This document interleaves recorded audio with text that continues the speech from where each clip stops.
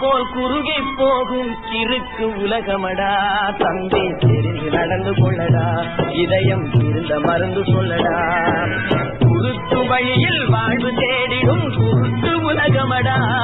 இது கொள்ளையடிப்பதில் வல்லமை காட்டும் இருட்டு உலகமடா. தம்பி தெரிந்து நடந்து. நண்பர்களே, இன்று சுவாமிநாராயண் சமய பிரிவின் செயல்பாடுகள் என்பது பற்றி பேசுவதற்கு விழைந்தேன். சரி என்று சொன்னார் தாமோதரன். இந்த சுவாமிநாராயண் சமய பிரிவு அது என்ன, அது என்ன செய்து கொண்டிருக்கிறது, அதற்கு நமக்கும் என்ன சம்பந்தம், அது எப்படி நம்மை எந்த விதத்தில் நம்மை அது பாதிக்கிறது என்பதை பற்றி நாம் இப்பொழுது பார்க்க இருக்கிறோம். முதல்ல இந்த ஒரு கொட்டேஷன், இது மால்கம் எக்ஸ், மிகப்பெரிய சிந்தனையாளன் சொல்றான். ஐ ஃபார் ஒன் பிலீவ், இதில் ஒன்று சொல்லிடுறேன். அதாவது எனக்கு என்ன அட்வைஸ் கொடுத்தாங்கன்னா, பேசும்போது அந்த வீடியோவை ஆஃப் பண்ணிட்டீங்கன்னா ரிசோர்ஸஸ் வந்து பிரச்சனை இருக்காது, கண்டினியூட்டி இருக்கும், எந்த தொந்தரவும் இருக்கான்னு சொன்னாங்க. அப்பப்போ நான் வந்து கொஞ்சம் வீடியோ காமிப்பேன், பொதுவாக வீடியோ ஆஃப் பண்ணிக்க சொன்னாங்க. This was the advice given by some professionals. Okay, சரியா? ஹலோ, நான் அப்பப்போ ஆஃப் பண்ணிக்கிறேன். மேட்டர் வந்துடும்.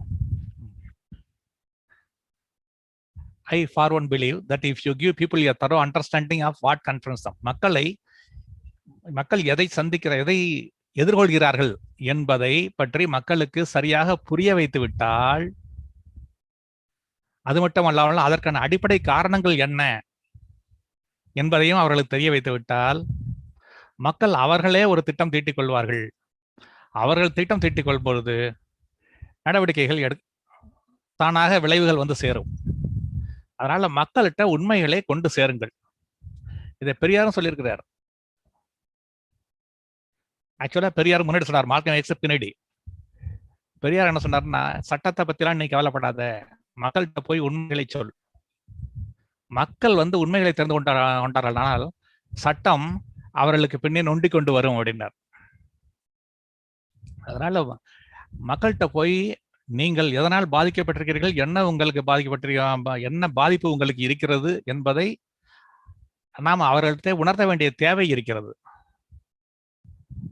அதைத்தான் இந்த அறிவு வழி காணொலி செய்து கொண்டிருக்கிறது. அதிலே எனக்கும் அப்பவோ பங்கு கொடுப்பதில் எனக்கு பங்கு தருகிறார் தாமோதரன். அதிலே எனக்கு மகிழ்ச்சி தான். நன்றி. இப்போ நேரா மேட்டருக்கு போவோம். இது டிசம்பர் 2014 டைம்ஸ் ஆஃப் இந்தியாவில் வந்த ஒரு article. The angst of the Tamil Brahmin, அதாவது தமிழ்நாட்டு பிராமணர்களுடைய இயக்கம், லிவ் அண்ட் லெட் லிவ், வாழ வீடு, இதுதான் நாங்கள் கேட்குறோம் அப்படின்னு கட்டுரை எழுதியிருந்தார். அந்த கட்டுரை வந்து பத்ரி ஷஹாத்ரி எழுதினது. ரொம்ப ஆச்சரியமா இருந்துச்சு அந்த கட்டுரை. திடீர்னு நான் ரெகுலராக படிக்கும்போது இப்படி ஒரு கட்டுரை வருது, டோட்டலாக கேஸ்டிஸ்ட் பாயிண்ட், சாதி உணர்வோட பண்ணி வருது. சரி, புதுசாக ஒரு டிபேட் ஆரம்பிக்கிறாங்க போல இருக்கு, எல்லா ஜாதிக்காரங்களையும் வரிசையாக எழுத சொல்லுவாங்க போல இருக்கு, அவங்க என்ன பிரச்சனைன்னு சொல்லுங்க அப்படின்னு. நல்ல ஆரம்பம் தான் அது, பரவாயில்ல, எல்லாரும் எழுதினாங்கன்னா ஒரு டிஸ்கஸ் பண்ணி செய்யறதுக்கு இது நல்ல ஃபோரமாக இருக்கும் அப்படின்னு நினச்சிக்கிட்டு இருந்தேன். ஆனால் மறுநாள் வேற யாருமே எழுதலை, இவர் மட்டும்தான் எழுத அனுமதிக்கப்பட்டார். அவர் எழுதினார், அவர் எழுதினதுன்னு போட்டாங்க. மற்றவங்க யாரும் சொன்னதையோ அதெல்லாம் வரல. என்ன பத்திரிகை நடத்துறாங்க அவங்க? Times of India. ஏன்னா பத்திரிகை நடத்துறதே அவங்களுக்காக, அவர்களால் நடத்தப்படும் பத்திரிகை அது. அதில் அவங்க நினைச்சதை எழுதிப்பாங்க, மற்றவங்களுக்கு வாய்ப்பு தரமாட்டாங்க. மற்றவங்களுடைய குரல்களை பிரதிபலிக்கிற மாதிரி அங்கே ஆட்கள் இருந்தாங்கன்னா அவங்களெல்லாம் செந்தில், நெல்சன் சேவியர், ஜீவா போன்றவங்கெல்லாம் வெளில அனுப்பிடுவாங்க. மீடியாங்கிறது அவர்கள் சொல்லுவதை மக்கள் கேட்டுக்கொள்ள வேண்டும், அவ்வளவுதான். மக்களுக்கு என்ன தேவைங்கிறத மக்கள் நினைச்சா கூட அது வந்து குரல் வெளியில வராம இருக்கணும். இதுல டைம்ஸ் ஆஃப் இந்தியா வந்து ரொம்ப ப்ரிடாமினண்டா செய்யுது. ஆக்சுவலா அது கூட நேரம் கிடைச்சதுன்னா டைம்ஸ் ஆஃப் இந்தியா என்ன செஞ்சுட்டு இருக்குங்கிறது பார்த்து மீடியா டெரரிசம் அப்படிங்கிற தலைப்புல வந்து சான்ஸ் கிடைச்சதுன்னா, ஏன்னா ஒரு ஆர்டிகல்லாம் எழுதியிருக்கிறேன், ஒரு 2-3 ஆர்டிகல்ஸ் அந்த டாபிக்ல. அது சமூக உயிரோட்டங்கிற பத்திரிகைகள் வந்துச்சு, டைம்ஸ் ஆஃப் இந்தியாவுடைய மிஸ்சீஃப். அது மட்டும் இல்லை, மற்ற மீடியாவை பற்றியும் அதில் வந்துகிட்டு இருந்துச்சு. அதுக்கு மேலே அதில் எழுத முடியல தொடர்ந்து, நேரம் கிடைக்காததுனால. இப்போ இதில் இவர் தங்களோட ஏக்கத்தை தெரிவித்திருக்கிறார். அதில் என்ன கடைசியாக எப்படி முடிக்கிறாருன்னா, தமிழ் பிராமின்ஸ், தமிழ்நாட்டில் இருக்க Brahmins they should be allowed to retain multiple, எங்களுக்கு விதவிதமான அடையாளங்கள் இருக்கின்றன, எல்லா அடையாளங்களையும் எங்களை வைத்துக்கொள்ள விடுங்கள். என்னன்னு கேட்டால், நான் பிராமின் அது ஒரு அடையாளம், நான் தமிழன் அது ஒரு அடையாளம், நான் இந்தியன் அதுவும் ஒரு அடையாளம். இந்த மூன்றையுமே வித் ப்ரைடோட, அந்த கர்வத்தோட, பெருமையோடு நாங்கள் வைத்துக் கொள்வதற்கு எங்களை அளவு பண்ணுங்க அப்படிங்கிறார். இந்தியன்கிறதுலையோ தமிழன்கிறதுலையோ அவங்க அடையாளத்தை பற்றி நமக்கு கவலை கிடையாது, அவங்க வச்சுக்கிட்டோம், நாங்களும் தான் அதே தான். ஆனா பிராமின் அப்படிங்கிற அடையாளத்தை அவர் வச்சுக்கிற போது நான் யாரு அப்படின்னு அவரே சொல்றாரு. அது எப்படி ப்ரைடா? பிராமின்கிறதுக்கு பிறவியில் உயர்ந்தவர்கள் மற்றவங்கெல்லாம் குல்ஹீனாஸ் ரிப்பீட்டடா வருது பல இடங்கள்ல. குல்ஹீனாஸ் குலத்தில் ஈனர்கள், இழிபிறப்பாளர்கள் அர்த்தம். அர்த்த சாஸ்திரத்திலே அந்த ஹேண்டில் அந்த வேர்ட்ஸ் ரிப்பீட்டடா வருது. பிராமின்ஸ் தவிர மற்ற எல்லாமே வந்து இவங்களுடைய வேதத்தின்படியும் மற்றபடி குல்ஹீனாஸ் தான், இழிபிறப்பாளர்கள். அப்படி இருக்கும்போது அந்த ஐடென்டிட்டியை நாங்கள் பெருமையுடன் வைத்துக் கொள்ள வேண்டும்னு அவர் சொல்றார். அப்ப நாங்க எந்த ஐடென்டிட்டி வச்சிருக்கோம்னு அவர் சொல்றார். சரி, யோசிக்கணும். அதாவது மற்றவர்களை பற்றி கவலையே கிடையாது, எம்பத்தியே கிடையாது. அவர் ஒன்றும் கேட்டு இந்த பிராமணா பிறக்கணும்னு பிறந்தவர் கிடையாது. மாத்தி பிறந்திருந்தாலும் என்ன ஆகும் அப்படிங்கறத பத்தி நினைக்க, எம்பத்திங்கிறது அதுதான். சப்போஸ் நான் அந்த சைட்ல இருந்தேன்னா என்ன ஆயிருக்கும் அப்படின்னு நினைக்கணும். அந்த ஒரு இதே கிடையாது இங்கே. அதுவும் மட்டும் இல்ல, அந்த பத்திரிக்கை அதை மட்டும் தான் போடுது, அதுக்கு மறுப்போ இதை பத்தியோ போடுறதுக்கு எதுவுமே செய்யல. இப்போ அதுல 2-3 பாயிண்ட்ஸ் சொல்றாரு, அவங்களோட இயக்கங்கள் என்னன்னு. அந்த இயக்கத்தை நான் முழுக்க பார்க்கல, சும்மா 2-3 மட்டும் உங்களுக்கு ஹைலைட் பண்ணி சொல்ல வேண்டிய தேவை இருக்குது. அதை பாருங்க. அதுல என்ன சொல்றாரு? பொலிட்டிக்கலி பிராமின்ஸ், தமிழ்நாட்டில் பொலிட்டிக்கல் முழுமையாக அரசியல் அதிகாரங்கள்லாம் அவர்களிடம் எடுக்கப்பட்டு விட்டது. Stripped of possible power with very few options available. தமிழ்நாட்டில் ஆப்ஷன்ஸே கிடையாது. அதனால பிராமின்ஸ் பாம்பே, டெல்லி இங்கெல்லாம் போயிட்டாங்க 1970s. அப்புறம் 90s மறுபடியும் ஐடி ஜாப்லாம் படிச்சு அவங்க போனாங்க. இதெல்லாம் முடிச்சு கடைசியில் வர்றாரு இங்க. In Tamil Nadu political narrative has been stridently anti Brahmanical. அரசியல் பிராமணர்களுக்கு எதிராகத்தான் இருக்கு தீவிரமாக. Though Brahmins have been away from, Brahmins அரசியல்ல இருந்து ஒதுங்கி இருந்தால் கூட திராவிட பார்ட்டிகள் என்ன செய்யுதுன்னு கேட்டா, எல்லாத்துக்குமே பிராமணர்களை தான் பிராமணர்கள் பிராமணிக்கல் கன்ஸ்பிரசின்னு சொல்லி அவங்கள தான் பிளேம் பண்றாங்க. மோடி பிராமணிக்கலா இருக்கிறாரு, ஜெயலலிதாவும் பிராமணிக்கல், ஜெயலலிதா 2 அவங்களும் அப்படிதான் இருக்காங்க. But only DMK, Jayalalithaa 2, Modi is Brahmanical, Jayalalithaa 2 is but only for DMK and not for ADMK. Center's promotion of Sanskrit, centre Sanskrit ஹிந்தியை அதை ப்ரொமோட் பண்றது அதெல்லாம் கூட பிராமணிக்கல் தான் அப்படின்னு சொல்றாங்க.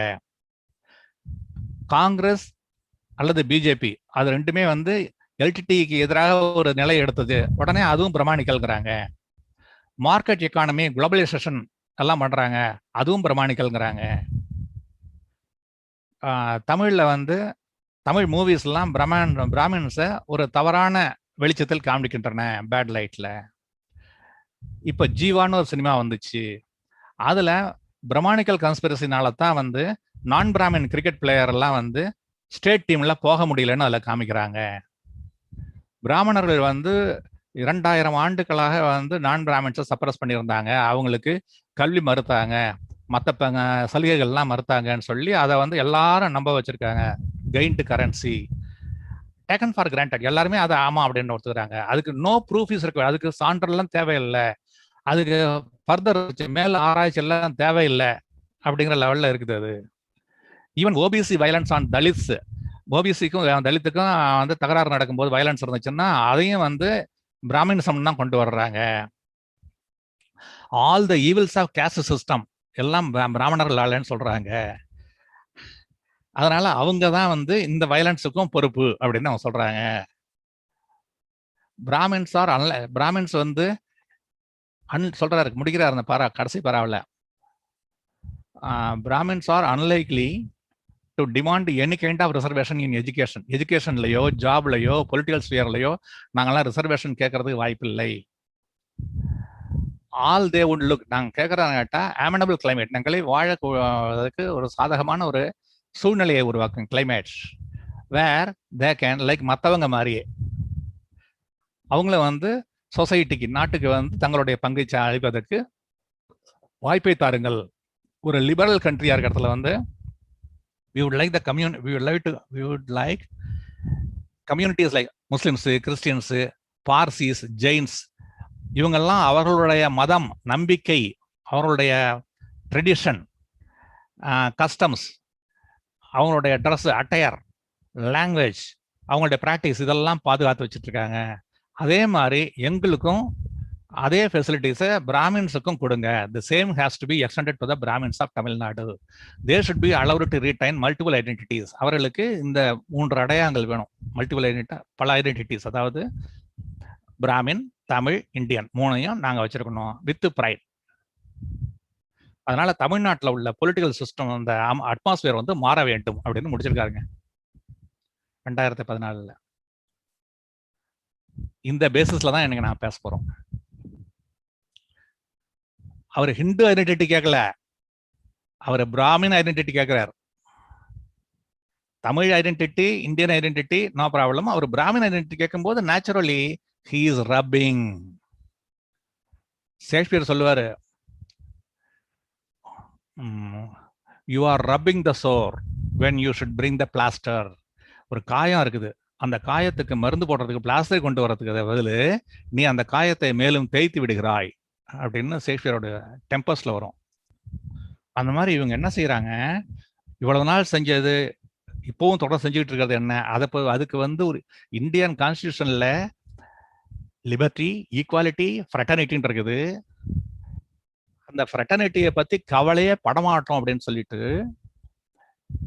ஒரு பிராமின் அப்படின்னு தன்னை வந்து பெருமையுடன் அழைத்து கொண்டு வரணும்னு சொல்லி, அதே பை சேம் டோக்கன் மற்றவங்கள்லாம் வந்து எங்களை விட பிறப்பின் அடிப்படையில் தாழ்வானவர்கள்னு சொல்வதற்கு உங்களுக்கு பெருமையா சொல்லிக்கணும்னு ஆசைப்படுறீங்க. அப்படிங்கிறப்ப நீங்க என்னன்னு கேட்டா, காயத்துக்கு மருந்து போடல, காயத்தை மறுபடியும் கிளறி விடுறீங்க.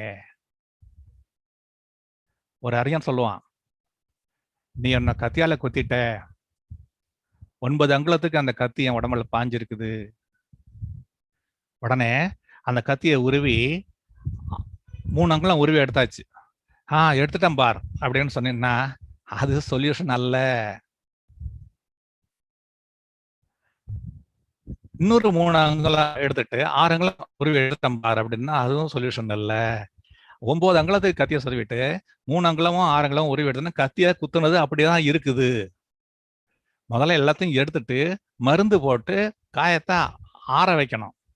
அதுதான் சொல்யூஷனை தவிர ஒரு ப்ரெஷர், ஒரு பாதிப்பை வந்து பெருமளவில் செஞ்சேன், இப்போ கொஞ்சம் தானே செஞ்சுக்கிட்டு இருக்கேன் அப்படின்னு நீங்க சொல்லும்போது நீங்கள் உண்மைகளை மறைத்து மக்களிடம் பொய் பேசி மறுபடியும் நான் பிராமின்ஸை ஏமாத்துறீங்கிறது தான் இந்த கட்டுரையிலிருந்து இவர்களுடைய சிந்தனையின் வெளிப்பாடு. என்னன்னு கேட்டா, உண்மைகளை பத்தி கவலை இல்லை, மக்கள்கிட்ட நாங்கள் ரொம்ப பாதிக்கப்பட்டிருக்கோம்னு அவங்க போய் சொல்லி ஆமாமா பாதிக்கப்பட்டிருக்காங்கன்னு மக்கள் நம்பணும்.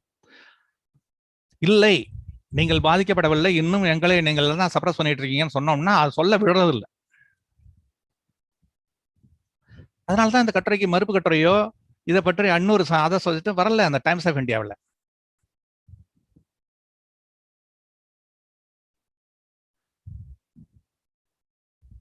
Article 38 of the constitution of India அது என்ன சொல்லுது?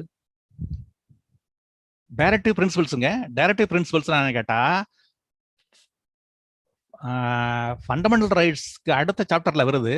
ஃபண்டமெண்டல் ரைட்ஸை கோர்ட்ல போய் என்ஃபோர்ஸ் பண்ணலாம், டைரக்டிவ் பிரின்சிபல்ஸ் என்ஃபோர்ஸ் பண்ண முடியாது. ஆனா டைரக்டிவ் பிரின்சிபல்ஸ்ங்கிறது சும்மா வெறும் பேப்பர் இல்ல. Directive principles of the state policy, அரசாங்கத்தினுடைய கொள்கைகள், செயல்பாடுகள், பாலிசி, அது எப்படி இருக்க வேண்டும், எந்த டைரக்ஷன்ல நீ போக வேண்டும்னு சொல்றது தான் டைரக்டிவ் பிரின்சிபல்ஸ். இப்போ நான் சென்னையில இருக்கிறேன், நான் வந்து பாம்பே போகணும் அப்படின்னா ரோட்ல போறேன், போறப்ப பாம்பே போற டைரக்ஷன் எது அப்படின்னு தெரிஞ்சுதான் நாங்க போனோம்.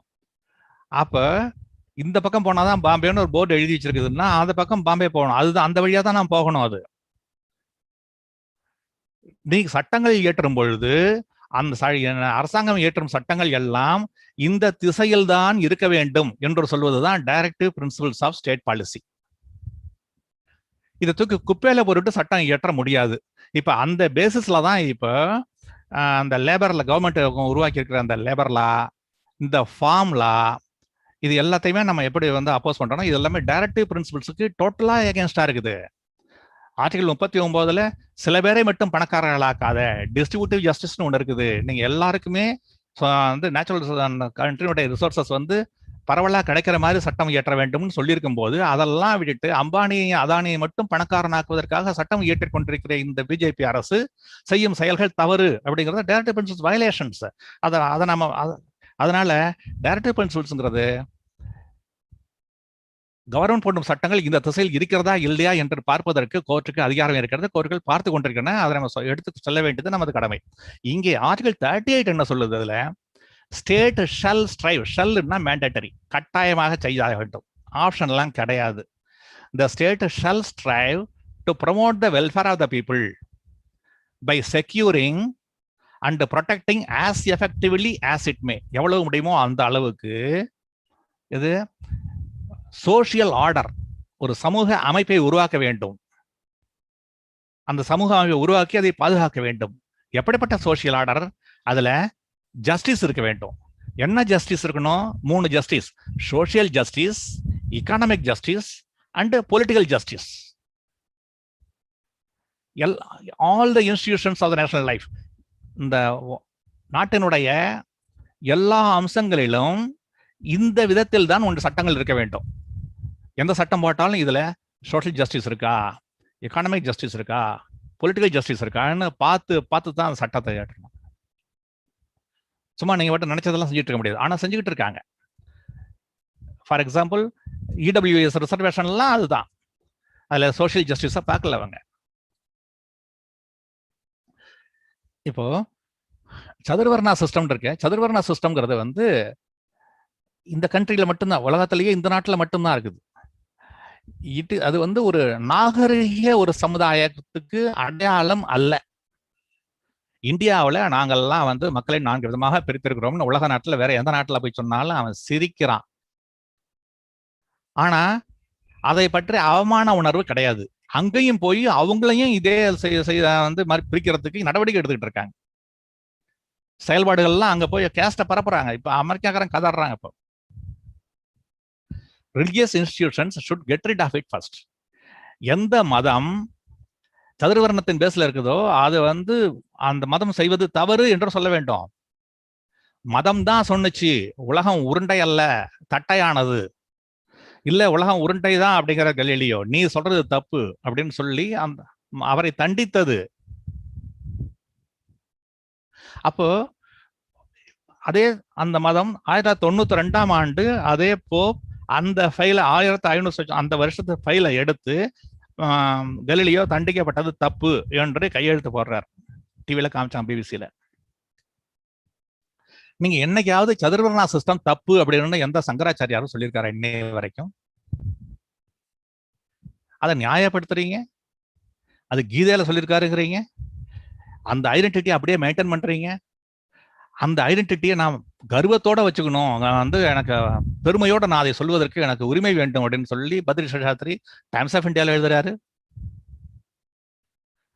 நான் பிராமின் அப்படின்னு அவர் சொல்லிக்கிறதுக்கு உரிமை உண்டுன்னா அப்ப என்ன அர்த்தம்? சதுர்வர்ண சிஸ்டத்துல தான் வருது அது. அப்ப ஆர்டிகல் 38 வந்து சோசியல் ஆர்டர்ல அந்த சோசியல் ஜஸ்டிஸ்க்கு எதிரானது தானே அவருக்கு கோரிக்கையே. It's of paramount important that social order இந்த Hindu religious it's not allowed to continue. இது வந்து இதே இந்த இனவெறி கொள்கை, நான் மேல் நீ கீழ் பிறப்பின் அடிப்படையில் அப்படிங்கிற இனவெறி கொள்கையை வந்து அடிப்படையாக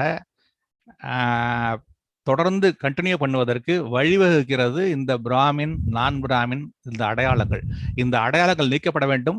2000 ஆண்டு காலமாக இது இருந்துச்சு, 2000-3000 ஆண்டு காலமாக இருந்திருக்கிறது, தொடர்ந்து இருக்க முடியாது. இன்னொரு 1000 ஆண்டு காலத்துக்கெல்லாம் இதை இப்படியே விட்டுட்டு எங்களுடைய சந்ததிகள் எல்லாம் இப்படியே சூத்திரனாகவும் இதாவது தான் இருப்பாங்க அப்படின்லாம் விட்டுட்டுலாம் போக முடியாது. அதனால மிஸ்டர் பத்ரி சேஷாத்ரிக்கு இந்த பர்டிகுலர் பாயிண்ட்ல அவர் பெருமையுடன் தன்னை பிராமின் சொல்லுவதற்கு நாங்கள் வந்து ஒத்துழைப்பு தர முடியாது. ஆனா ஒத்துழைப்பு தர தயாரா இருக்கும். வேற ஒரு இடத்துல என்ன, நீங்க வந்து பிராமின்ங்கிறத செப்பரேட் ரிலிஜனா கொண்டு போயிடுங்க. Separate religion. உங்களுக்கு நீங்க என்ன ஆரம்பத்தில் அங்கிருந்து வந்தவர்கள், நீங்கள் வந்து அனாதியை வழிபட்டவர்கள், இயற்கை வழிபாடு செய்தவர்கள். இங்க இருந்த நேட்டிவ்ஸ் தான் வந்து உருவ வழிபாடு செஞ்சாங்க. உருவ வழிபாடு நீங்க உருவ வழிபாடு செய்தவர்களுடைய அந்த கோயிலுக்குள்ள போந்துக்கிட்டு உங்களுடைய மதமாக அதை ஆக்கிக் கொள்வதாக காட்டிக்கொண்டு எல்லா மதத்தையும் ஒன்னா போட்டு ஒரே கதவமாக்கி அர்ச்சகர் போஸ்ட மட்டும் நீங்க வச்சுட்டு உட்காந்துருக்கீங்க. அதாவது நீங்க ஓகே பரவாயில்ல, எல்லா மதத்தையும் ஒன்னா இங்க நேட்டிவ் ரிலிஜன்ஸ், வேரியஸ் ரிலிஜன்ஸ் இருந்துச்சு, எல்லாத்தையும் ஒன்னா சேர்த்து ஹிந்து மதம் வச்சிருக்கீங்க. ஓகே, இருந்துட்டு போதும், அது பிரச்சனை இல்லை. ஆனா அதுல பிரீஸ்ட்ஹுட் மட்டும் உங்களுக்குன்னு வச்சுக்கிட்டு இருக்கும்போது அதுல நான் பிராமின்ஸ் வரக்கூடாது, அவங்க தொட்டா சாமி தீட்டாயிடுது அப்படின்னு சொல்லி சுப்ரீம் கோர்ட்ல போய் அஃபிடவிட் ஃபைல் பண்றீங்க. ஜெனடிக் காலம்னி அதுக்கு பேரு. பிறப்பின் அடிப்படையிலே மிக பெரும் விஷ பிரச்சாரம் அது. அந்த ஜெனடிக் காலம்னியை நீங்க பாட்டு செய்யறீங்க, அதை சுப்ரீம் கோர்ட்டும் ஆமா அதை கண்டுக்காம விடுது. இந்த மாதிரி ஒரு சமுதாயத்தை நீங்கள் வர வேண்டும், இப்படித்தான் இருக்க வேண்டும் என்று நினைத்தீர்கள். ஆனால் you are creating problem in the society. See, it's a hatred. சதுர்வர்ண சிஸ்டம்ங்கிறது என்னன்னு கேட்டா, அது அன்பின் வழி உருவானதல்ல, அது வெறுப்பின் வழியாக உருவானது. அங்கிருந்து சென்ட்ரல் ஏசியால வந்தவங்க இங்க இருக்கவங்களை பார்த்துட்டு இவர்கள் வந்து கிண்டலாக கேலியாக அவ்வளவு எழுதி வச்சிருக்கீங்க வேதத்துல, ரிக்வேதத்துல. அது இந்த நேட்டிவ்ஸ் அவர்களுடைய இறை வழிபாட்டை அசிங்கப்படுத்தி பேசிருக்கீங்க. சிஸ்ன தேவதான்னு சொல்லி அந்த சிஸ்ன தேவதாவை வழிபடுபவர்கள் இவர்கள்லாம் சிஸ்ன தேவா அப்படின்னு சொல்றீங்க. இதை விட கேவலமாக அடுத்தவர்களுடைய மதத்தை வந்து விவரிச்சது யாருமே கிடையாது உலகத்துல. இருந்தும் நான் பிராமின் அப்படிங்கிற அந்த ஐடென்டிட்டியை நான் வந்து ப்ரைடோட வச்சுக்கணும் அப்படின்னு சொல்லி எழுதுறாரு. இந்த பிரச்சனைகள் பிராமின் நான் பிராமின் பிரச்சனை இன்று நேற்று அல்ல, இது அந்த காலத்துல இருந்து இருக்குது, 2000 ஆண்டு காலமாகவே இருக்கு, அங்கங்க வருது. புத்தர் மகாவீரர் எல்லாம் வந்து கண்டவுன் பண்ணிருக்கிறாங்க இத. ஆனா கேட்கறது இல்ல, அவங்க எதுவும் சொன்னாலும் கொஞ்ச நாளைக்கு வெயிட் பண்றது, அதுக்கப்புறம் அவங்க ஒரு ஸ்டேஜ்ல அது பண்ண பிறகு மறுபடியும் திருப்பி மேல வந்து இதைத்தான் சதுரவர்ண தூக்கி பிடிக்கிறது. இதே வேலை எப்பவுமே வார் மோட்லயே இருக்கிறது.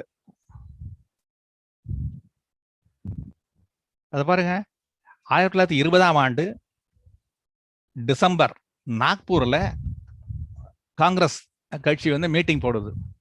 அந்த மீட்டிங்ல என்ன சொல்றாங்க, ஹிந்து டெலிகேட்ஸ், இந்த மீட்டிங்களுக்கு வந்திருக்க ஹிந்து டெலிகேட்ஸ் அவங்க எல்லாம் போய் லீடிங் ஹிந்துஸ், ஹிந்து மதத்துல இருக்கவங்க பெரிய பெரிய ஆளுங்களை போய் பார்த்து, பிராமின்ஸுக்கும் நான் பிராமின்ஸுக்கும் சில பிரச்சனைகள் இருக்குது, டிஸ்பியூட்ஸ் இருக்கு, செட்டில் பண்ணுங்க. வேறவர் எங்கெங்கே அந்த பிரச்சனைகள் இருக்கிறதோ அதை செட்டில் பண்ணுங்க அப்படின்னு சொல்லி ரெசல்யூஷன் பாஸ் பண்ணிருக்காங்க. Resolution number 2 1920. இன்னைக்கு 2021, 101 ஆண்டுகள் ஆச்சு, இன்னும் அதை செட்டில் பண்ணவே. ஏன்னு கேட்டா அந்த ஒரே ஒரு ரெசல்யூஷன்ல மட்டும்தான் அது இருந்துச்சு. அடுத்த வருஷத்து ரெசல்யூஷன்லாம் அது இல்லை. இந்த பாயிண்ட், இந்த பர்டிகுலர் சென்டென்ஸ் கொடுத்துருக்காங்க.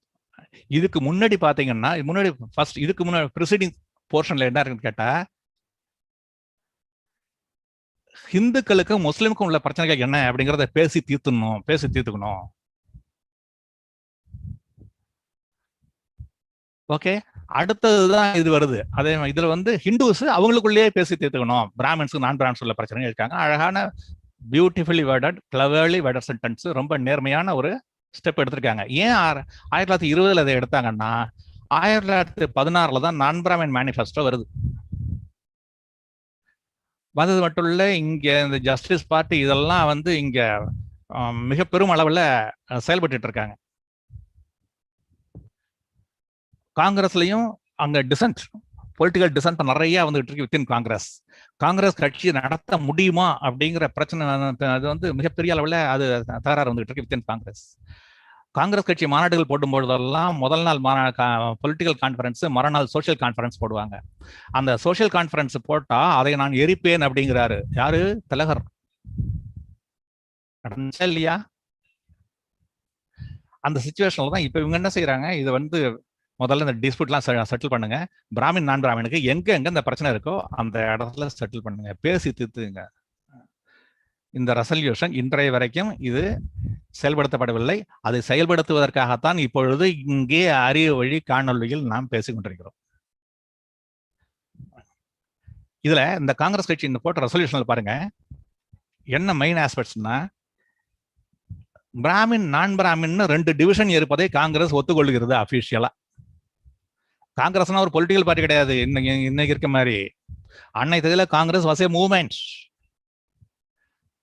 and the Congress was started by Brahmins and it was working for the Brahmins for a very long time. அதுக்கப்புறம் தான் கொஞ்சம் கொஞ்சம் மற்றவங்க எல்லாம் போறாங்க. அதுல வந்து பிராமின்ஸுக்கு எக்ஸ்ட்ரா டாப் லெவல் போஸ்ட் கொடுங்கன்னு கேட்டு ஆரம்பிச்சதுக்காக உருவாக்குனது தான் காங்கிரஸ். நாங்கள் தனிநாடெல்லாம் கோரவில்லை, எங்களுக்கு வந்து ஹையர் போஸ்ட் கொடுங்க, அது இல்லாததுனால எங்கள்ல மிகப்பெரிய ஆட்கள்லாம் ரொம்ப சின்ன ஆட்களாக உணர்கிறோம், we feel dwarfed சொன்னாங்க.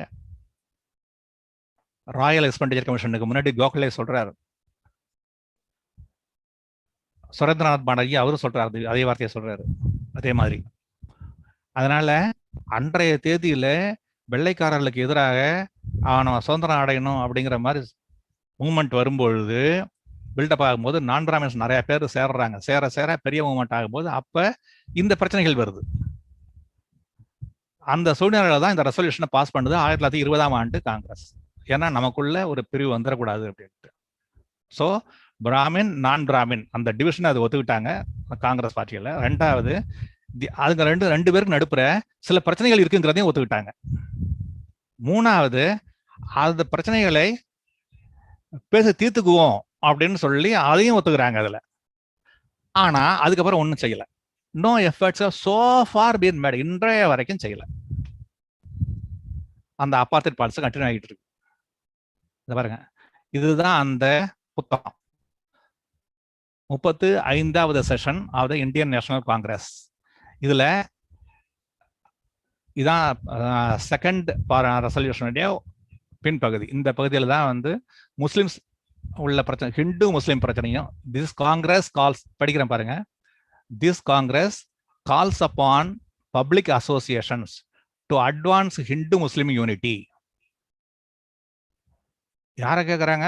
பப்ளிக் அசோசியேஷன், யார் வேணாலும் சேரலாம், சேர்ந்து முதல்ல ஹிந்து முஸ்லிம் யூனிட்டி கொண்டு வாங்க. அடுத்தது the Hindu delegates of this Congress call upon the leading Hindus to settle all disputes between Brahmins and non-Brahmins wherever they may be existing, and to make special efforts கொஞ்சம் எடுத்து to rid Hinduism of the reproach of untouchability. Hinduism untouchability இருக்கக்கூடாது. and respectfully urges the religious heads, இதற்காக மதகுருமார்கள், Hindu மதகுருமார்கள்லாம் to help the growing desire to reform Hinduism, Hindu மதத்தை வந்து சீர்திருத்தம் செய்து இந்த matter of its treatment of suppers, ஒடுக்கப்பட்டவர்களை எப்படி நடத்துகிறார்கள், இந்த விதத்தில் நடத்தும் விதத்தில் மாற்றுவதற்கு, சீர்திருத்துவதற்கு ரிலிஜியஸ் ஹெட்ஸ் நடவடிக்கை எடுங்கள் என்று கேட்டுக்கொள்கிறது. Respectfully urges. இதாங்க அந்த ரெசல்யூஷன். இது வந்து 1920. இதுக்கு முன்னாடி அந்த என்ன நடந்துச்சுன்னா, வெள்ளைக்காரங்க காலத்துல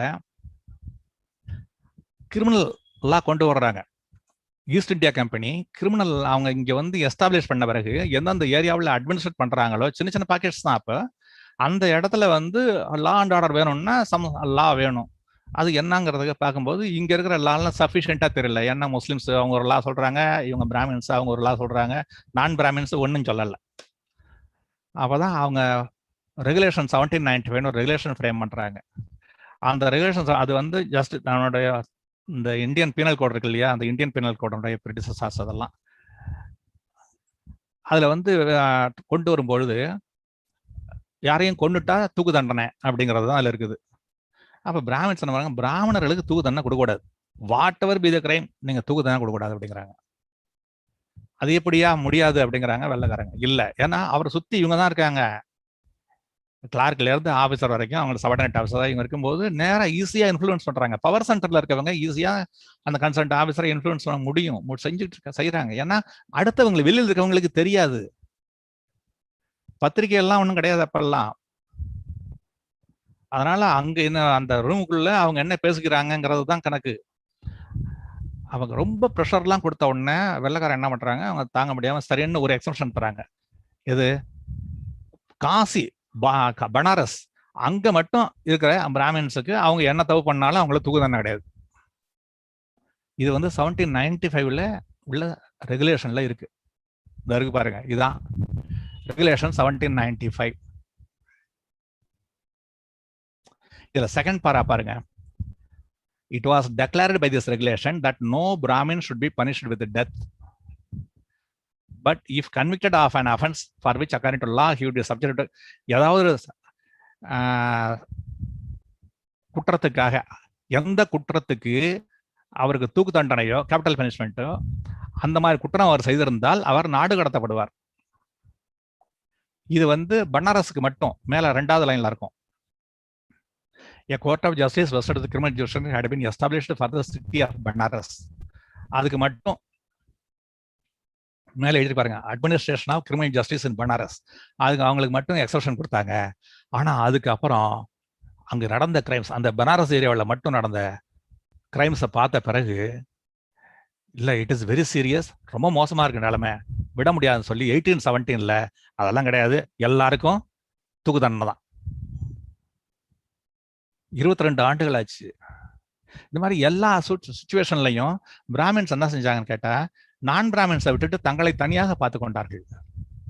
அது எப்படி நீங்க பிராமின் ஐடென்டிட்டி நீங்க ப்ரைடா வச்சுக்கணும், நாங்க ஜஸ்ட் அதை நாங்க பார்த்துக்கிட்டு இருக்கணும், நீங்களும் நாங்களும் யார் வெவ்வேறு தானே, உங்களுக்கு ஸ்பெஷல் ரூல்ஸ் வச்சுட்டு இருக்கும்போது எங்களுக்கு அது இல்லை, அந்த ஸ்பெஷாலிட்டி மனு ரீதியில அதான் இருக்குது. ஆனா வெள்ளக்காரங்க வந்த பிறகும் அதை செய்யறதுக்கு நீங்க வந்து நடவடிக்கை செஞ்சீங்க ஒரு பாக்கெட்ல. அப்புறம் எப்படி நாங்க வந்து நான் பிராமின் அப்படிங்கறத நாங்க ப்ரைடா, உங்களுக்கு மட்டும்தான் ப்ரைடு, மற்றவங்களுக்கு ப்ரைடு கிடையாதா? ஏன் அண்டர்ஸ்டாண்ட் பண்ணிக்க மாட்டேங்கிறீங்க? பிராமின்ஸ் எவ்வளவு நாளைக்கு அந்த நாமன்கிளேச்சர் தான் பிராமின் என்ற சொல்லை பயன்படுத்தி தங்களை அடையாளப்படுத்திக் கொண்டிருக்கிறார்களோ அதுவரை அவர்கள் என்ன செய்வாங்கன்னு கேட்டா, அந்த பிராமின்கிற வேர்டு எங்க எட்டிமாலஜி பார்த்தோம்னா நேரா ரிக்வேதத்துக்கு போவாங்க. ரிக்வேத காலத்துல இப்படி சொல்லியிருக்குது, நாங்கள் தலையில் பிறந்தவர்கள், கால் இதெல்லாம் போட்டு சொல்லுவாங்க. அதனுடைய கண்டினியூட்டியை இன்றைய வரைக்கும் கொண்டு வர்றாங்க. அதை கொண்டு வரும்போது சைமல்டேனியஸா மற்றவங்கள சூத்திரன் அப்படிங்கிறாங்க, வைசியன் சத்திரன், அது வாட்டவர். ஆக பிராமணர்களோட மற்றவங்க எல்லாம் வந்து பிரைவேட் தாழ்ந்தவர்கள் தான். அந்த இதை வந்து அந்த ரிக்வேதத்துல என்ன சொல்லியிருக்கோ அதை இன்னைய வரைக்கும் கண்டினியூ பண்ணி என்ஃபோர்ஸ் பண்றாங்க. இப்படி இருக்கும். ஆனா சரி, அப்படி இருந்துங்க, நீங்க தனி மதமா இருந்துங்க. முதல்ல சொன்ன மாதிரி நீங்க தனி மதம், நீங்கள் உங்களுடைய ரிலிஜன் நீங்க கொண்டு வந்தீங்க, ஒரு ரிலிஜன். அங்க யாகம் வளர்த்து உயிர்களை பசு எல்லாம் வெட்டி கொன்னு போட்டு சாப்பிட்டு யாகம் பண்ணுவீங்க. அதே மாதிரி நீங்க இப்ப பண்ணீங்க, உங்களுடைய யாகத்தை பண்ணீங்க. ஏன் எங்களுடைய கோயில், எங்களுடைய உருவ வழிபாட்டு உள்ள கோயில்ல நீங்க ஏன் உள்ள வந்துட்டு நீங்க அர்ச்சகர் ஆகிட்டு உங்க மதத்தை எங்க மாதிரி சொல்லிட்டு நாங்க 2 பேரும் ஒரே மதம், நம்ம 2 பேரும் ஒரே மதம் ஏன் சொல்றீங்க? அது எப்படி ஒரே கூண்டுக்குள்ள நரியும் பூனையும் இருக்க முடியும் ஒன்றாக? ஒரு ரிலிஜன் அப்படின்னா அந்த ஒரு ரிலிஜன்ல இருக்கவங்களே சுப்பீரியர் இன்ஃபீரியர்னு இருக்க முடியாது. 2 பேரும் சேர்ந்து ஒரு ரிலிஜனா இருக்க முடியாது. இது தேவையில்லாமல் இந்த பிரச்சனையை வந்து உருவாக்கி மதம் என்ற பெயராலே பிராமணர் அல்லாதவர்களை பொலிட்டிக்கலாகவும் சோசியலாகவும் அவருடைய உரிமைகளை மறுத்து அடக்கி வைத்திருக்க பயன்பட்டதுதான் இந்து மதம் என்ற மதமே தவிர மற்றபடி நான் பிராமணரோட நலனுக்காக உருவாக்கப்பட்ட அமைப்பு அல்லவே அல்ல, எந்த காலத்திலும் கிடையாது. எஜுகேஷன்லயே வந்து அலங்கார கல்வி, ஆர்னமெண்டல் எஜுகேஷன் கொடுத்தீங்க. யாருக்கு? அரசகுமாரர்களுக்கும் வைசியர்களுக்கும். முழு கல்வி அவர்களுக்கு தரவில்லை. அந்த எவிடன்ஸ் இல்லைங்கிறாரு. 1000 எவிடன்ஸ் இருக்கு. 1000 அதை நம்ம எழுதணும்னா அந்த பத்திரிகை போடல. அந்த பத்திரிகை ஏன்னா அது கேட்டாதானே, அவங்க ஒன் சைடட் ப்ராபகண்டா மட்டும்தான் அன்னையில இருந்து இன்னை வரைக்கும் பண்ணிட்டு இருக்கிறாங்க. அதனால நீங்கள் தனி மதமாக இருந்து கொள்ளுங்கள், நீங்கள் பிராமணர்கள் என்று உங்களை சொல்லிக் கொள்ளுங்கள், எங்களை மிலேச்சர்கள் என்று சொன்னாலும் பரவாயில்லை. ஏன்னா எந்த மதமும் இன்னைக்கு இஸ்ரேல் இதுல யூத மதத்தை எடுத்துங்க, ஒவ்வொரு மதமுமே வந்து அடுத்த மதத்தை வந்து இன்சல்ட் பண்ணவோ செஞ்சுட்டு இருக்குது, தாங்களாம் சுப்பீரியர். ஓகே, அந்த மாதிரி இருந்து போறது பிரச்சனையே கிடையாது. ஆனால் நீங்கள் நானும் ஒரே மதம் என்று சொல்லிக்கொண்டு எங்களோட மதத்திலே நீங்கள் வந்து பிறவியில் பிறந்தவர்கள், நாங்கள் தாழ்ந்தவர்கள் என்று சொல்லும் பொழுது அங்கே பிணக்கை உருவாக்குகிறீர்கள். You are injecting hatred in the society. இதை பாருங்க, இதனுடைய விளைவு என்ன? இவர் முஸ்லிம் ஃபிரோஷா துக்ளக் அவர் ஆட்சி செய்கிறாரு. அவர் ஆட்சி செய்யும் போது ஜசியா வரி விதிச்சார். ஜசியா வரி விதிக்கும் போது என்ன நடந்துச்சு? அங்கே பிராமணர்களுக்கெல்லாம் ஒரு ஸ்டேஜ்ல வந்து வரி விலக்கு கொடுத்தாங்க. அதுல நான் பிராமின்ஸ் கொடுக்கல. இவர் என்ன செஞ்சாரு ஃபிரோஷா? அதெல்லாம் கிடையாது, எல்லாருக்கும் ஜசியா, யார் யாருக்கு முஸ்லீமா மாறலையோ அவங்க எல்லாருக்கும் ஜசியா போடு அப்படின்ட்டாரு. உடனே முஸ்லிம்ஸ் என்ன செஞ்சாங்க? they were annoyed. அரண்மனை, they later surrounded the palace. எங்களுக்கு எப்படி அந்த காலத்துல இருந்து எங்களுக்கு கொடுக்கப்பட்ட பிரிவிலேஜ் எப்படி நீங்க வந்து மறுக்கிறீங்க அப்படின்னு சொல்லி போராட்டம் நடத்தினாங்க. அது மட்டும் இல்ல, they threatened to burn themselves alive. நாங்கள் உயிரோடு எங்களை கொளுத்திக் கொள்வோம், தீக்குளிப்போம் அப்படின்னு சொன்னாங்க. அது மட்டும் இல்ல, கடவுளுடைய கோபம் வந்து உங்கள் மேல் பாயும் அப்படின்னு சுல்தான் வந்து அவரை சபிக்கிறாங்க. அது சுல்தான்கிட்ட வருது. அவர் சொன்னவொன்னே என்ன சொல்றாங்க? தீக்குளிப்பேங்கிறாங்களா, சீக்கிரம் தீக்குளிப்பு சொல்லு அப்படிங்கிறாரு. The reply of Sultan was that they could burn themselves as soon as they pleased and sooner the better. எவ்வளவு சீக்கிரமா தீக்குளிக்கா அவன் நல்லது, தீக்குளிக்க சொல்லு அப்படின்ட்டாரு அவரு. ஆனா யாரும் தீக்குளிக்கல. அவங்க அரண்மனை வாசல்ல வந்து உண்ணாவிரதம் இருந்தாங்க. சுல்தான் டிட் நாட் yield. அவர் ஒத்துக்கல, கவலைப்படல. அதுங்க அவர் இப்ப எப்படி வந்து மோடி ஃபார்மர் ஸ்ட்ரைக் அப்ப சும்மா அது பாட்டு சைலண்டா உட்காந்துட்டு அவர் மயிலுக்கு சாப்பாடு போட்டு உட்காந்துருக்காரோ அதே மாதிரி அவர் பாட்டு இருந்தாருங்க. சுல்தான் டிட் நாட் yield. கடைசியில என்ன பண்ணாங்க? It was a tax leviable from Brahmins should be levied from the lower caste of Hindus. சரி, அவங்க கிட்ட எவ்வளவு பணம் வரணும்? அந்த பணத்தை லோயர் காஸ்ட் ஹிந்துஸ் டாக்ஸ் போடுற இல்ல, அவங்க கிட்ட இருந்து ஜெசியா வரவழிச்சு வந்து வசூல் பண்ணிக்க சேர்த்து அப்படின்னு சொல்லி தீர்மானம் எடுத்தாங்க. இப்ப இங்கே ஹிந்து மதம் எங்கே வந்தது? பிராமணர் நீங்க உங்களை மட்டும் தானே பாத்துக்கிட்டீங்க, உங்கள் நலனை தானே பாத்துக்கிட்டீங்க, எங்களை பத்தி கவலை. இது வந்து விடி மகாஜன் புக்கு, அதுல ஹிஸ்டரி ஆஃப் மெடிவல் இந்தியா 1995 அந்த புத்தகத்துல பேஜ் 204 அந்த புத்தகத்துல இருக்குது. இது வந்து காலேஜுக்குள்ள டெக்ஸ்ட் புக்கு, பெரிய புத்தகம், காலேஜ் டெக்ஸ்ட் புக்கு, நல்ல புத்தகம், விடி மகாஜன் புக்கு. ஹிஸ்டரி ஸ்டூடெண்ட்ஸ் எல்லாம் வந்து இந்த புத்தகத்தை வச்சு தான் படிப்பாங்க அந்த காலத்துல இருந்தே. அதுல இருக்கு. அதனால நீங்கள் பிராமணர்கள் நலனை மட்டும்தான் பாதுகாத்துக் கொண்டிருக்கிறீர்கள், ஹிந்து என்று சொல்லுகிறீர்கள் தவிர ஹிந்துக்களை பற்றி எங்களை பற்றி நீங்கள் கவலைப்பட்டதில்லை வரலாறு முழுவதும். இதேதான், இதுவும் அதே மாதிரி இன்னொரு இன்ஸ்டன்ஸ் அதே புத்தகத்துல பேஜ் நம்பர் 329 இருக்குது. சிவாஜி வந்து அரசர் ஆகிறார், எம்பரர் ஆன உடனே, சத்ரபதி ஆன உடனே அவர் லெட்டர் எழுதுறாரு அவுரங்கசீப் அப்ஜெக்ட், ஜசியா வரி விதிக்கிறீங்க நீங்க, பிராமணர்கள் மேல வரி விதிக்க கூடாது, ஜெயின் மாங்ஸ், யோகி, சன்னியாசி, பைராகிஸ் இவங்க மேல வந்து வரி விதிக்காதீங்க அப்படின்னு லெட்டர் எழுதுறாரு. Strong letter. இதுல பாருங்க, ஜெயின் மாங்ஸ்ங்கிறது எல்லா ஜெயின்ஸுக்கும் இல்ல, ஜெயினர்கள் மாங்ஸுக்கு ஜஸ்யா விதிக்காதீங்க, யோகிஸ் அவங்களுக்கு விதிக்காதீங்க, சன்னியாசி, பைராகிஸ் ஓகே. பிராமின்ஸ்ங்கிறப்ப எல்லா பிராமின்ஸுக்கும், as a Brahmin as a group, அதாவது அவங்க குடும்பஸ்தாவே இருப்பாங்க, அத்தனை பேருக்கும் எக்ஸம்ஷன் கொடுங்கன்னு சொல்லி சிவாஜி கேட்கிறாரு. இதை அப்படியே இது ரீசெண்டா நடந்தது. அது நீங்க சாணக்கியன் ஆட்சிக்கு வர சந்திரகுப்த மௌரிய பீரியட்ல சந்திரகுப்த மௌரியர் ஆட்சிக்கு வந்த உடனே அவருக்கு பிரைம் மினிஸ்டரா இருக்கிறவர் வந்து சாணக்கியர் தான். வந்த உடனே என்ன செய்யறது தெரியுமா? தனநந்தன் ஆட்சியில புத்த பிக்குகளுக்கு வந்து பரிசல் போகுது இல்லையா, ஆற்றுல பரிசல் போகும்போது பரிசலுக்கு காசு தர வேண்டியதில்லைன்னு சட்டம் இருந்துச்சு.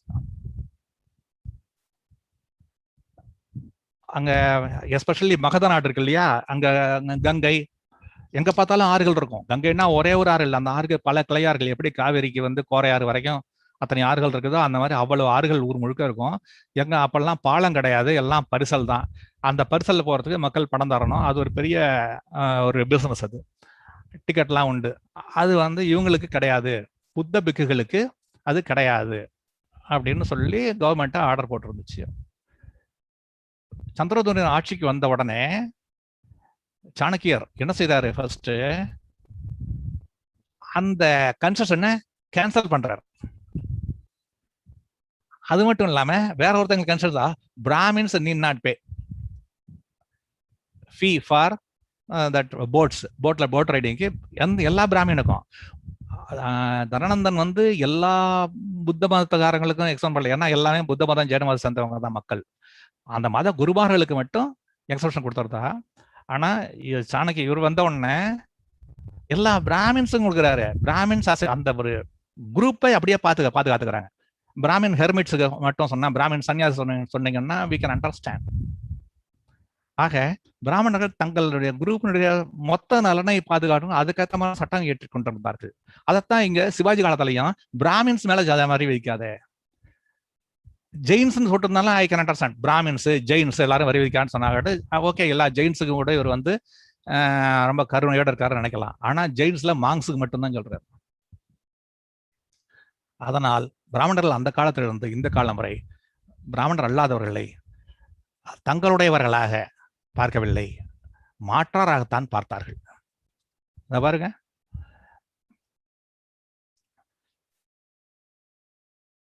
நீங்க சௌகிதார் சொல்றாரு ஒரு பிரைம் மினிஸ்டர், நீங்க சௌகிதார் ஏன் போட்டுக்கலன்னு கேட்கறாங்க. உடனே இவர் சொல்றார் 24/3/2019 யாரு சுப்பிரமணிய சாமி, நான் பிராமணன், நான் சௌகிதார் ஆக முடியாது, நான் கருத்து கொடுப்பேன், அந்த கருத்து பிரகாரம் சௌகிதார் வேலை செய்யணும்.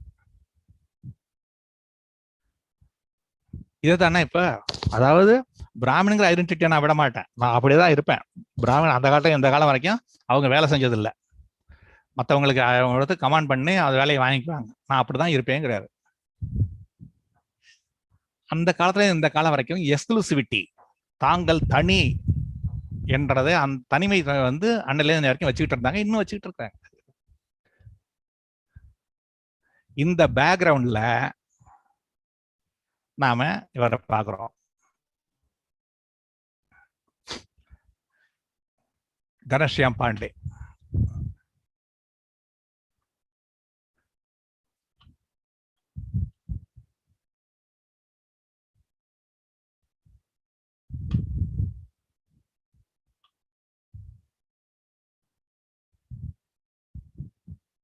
ஐயா.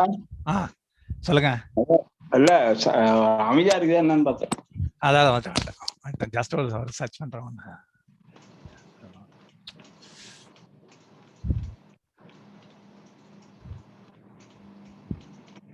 One minute.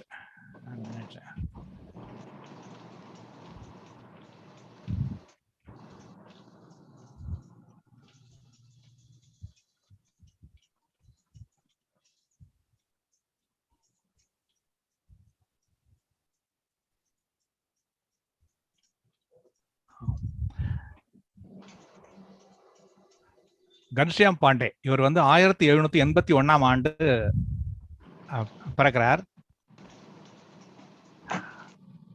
உத்தவ் சம்பிரதாயம் அப்படின்ட்டு, சம்பிரதாயம்னா அந்த பரம்பரைன்னு பேர். அது உத்தவ் சம்பிரதாய மதத்தினுடைய குரூப். இதெல்லாம் அதுல அவர் சேர்க்கப்படுகிறார், துறவியாக சேர்க்கப்படுகிறார் கொஞ்ச நாள் கழிச்சு. ஆஸ் எ பாய் ராமானந்த சாமிங்கிறவர் அவருக்கு சேர்த்து விடுறாரு அதுல. அப்ப இவர் பேரு கணேஷ்யாம் பாண்டே அப்படிங்கிறவர். இவர் உத்தரப்பிரதேசத்தில் பிறந்தது உத்தரப்பிரதேசம். ஆனா இந்த நிகழ்ச்சிகள் நடக்கிறதெல்லாம் குஜராத்தில். இவருக்கு பேரை மாத்திடுறாங்க, மாத்தி சகஜானந்த சுவாமி அப்படின்னு பேரை மாத்துறாங்க. ஏன்னா துறவி ஆயிட்டாரு, இவருக்கு வந்து வேற புது உயிர் பெற்றிருக்கிறார், அதனால புது பேர், பழைய பேர்லாம் விட்டுறாங்க. இப்ப ராமானந்த சாமி இவரை சேர்த்து விட்டவர், அவர் இறந்துடுறாரு 1802. அதுக்கப்புறம் இவர் என்ன பண்றாரு, ஹி பிகம்ஸ் a லீடர்.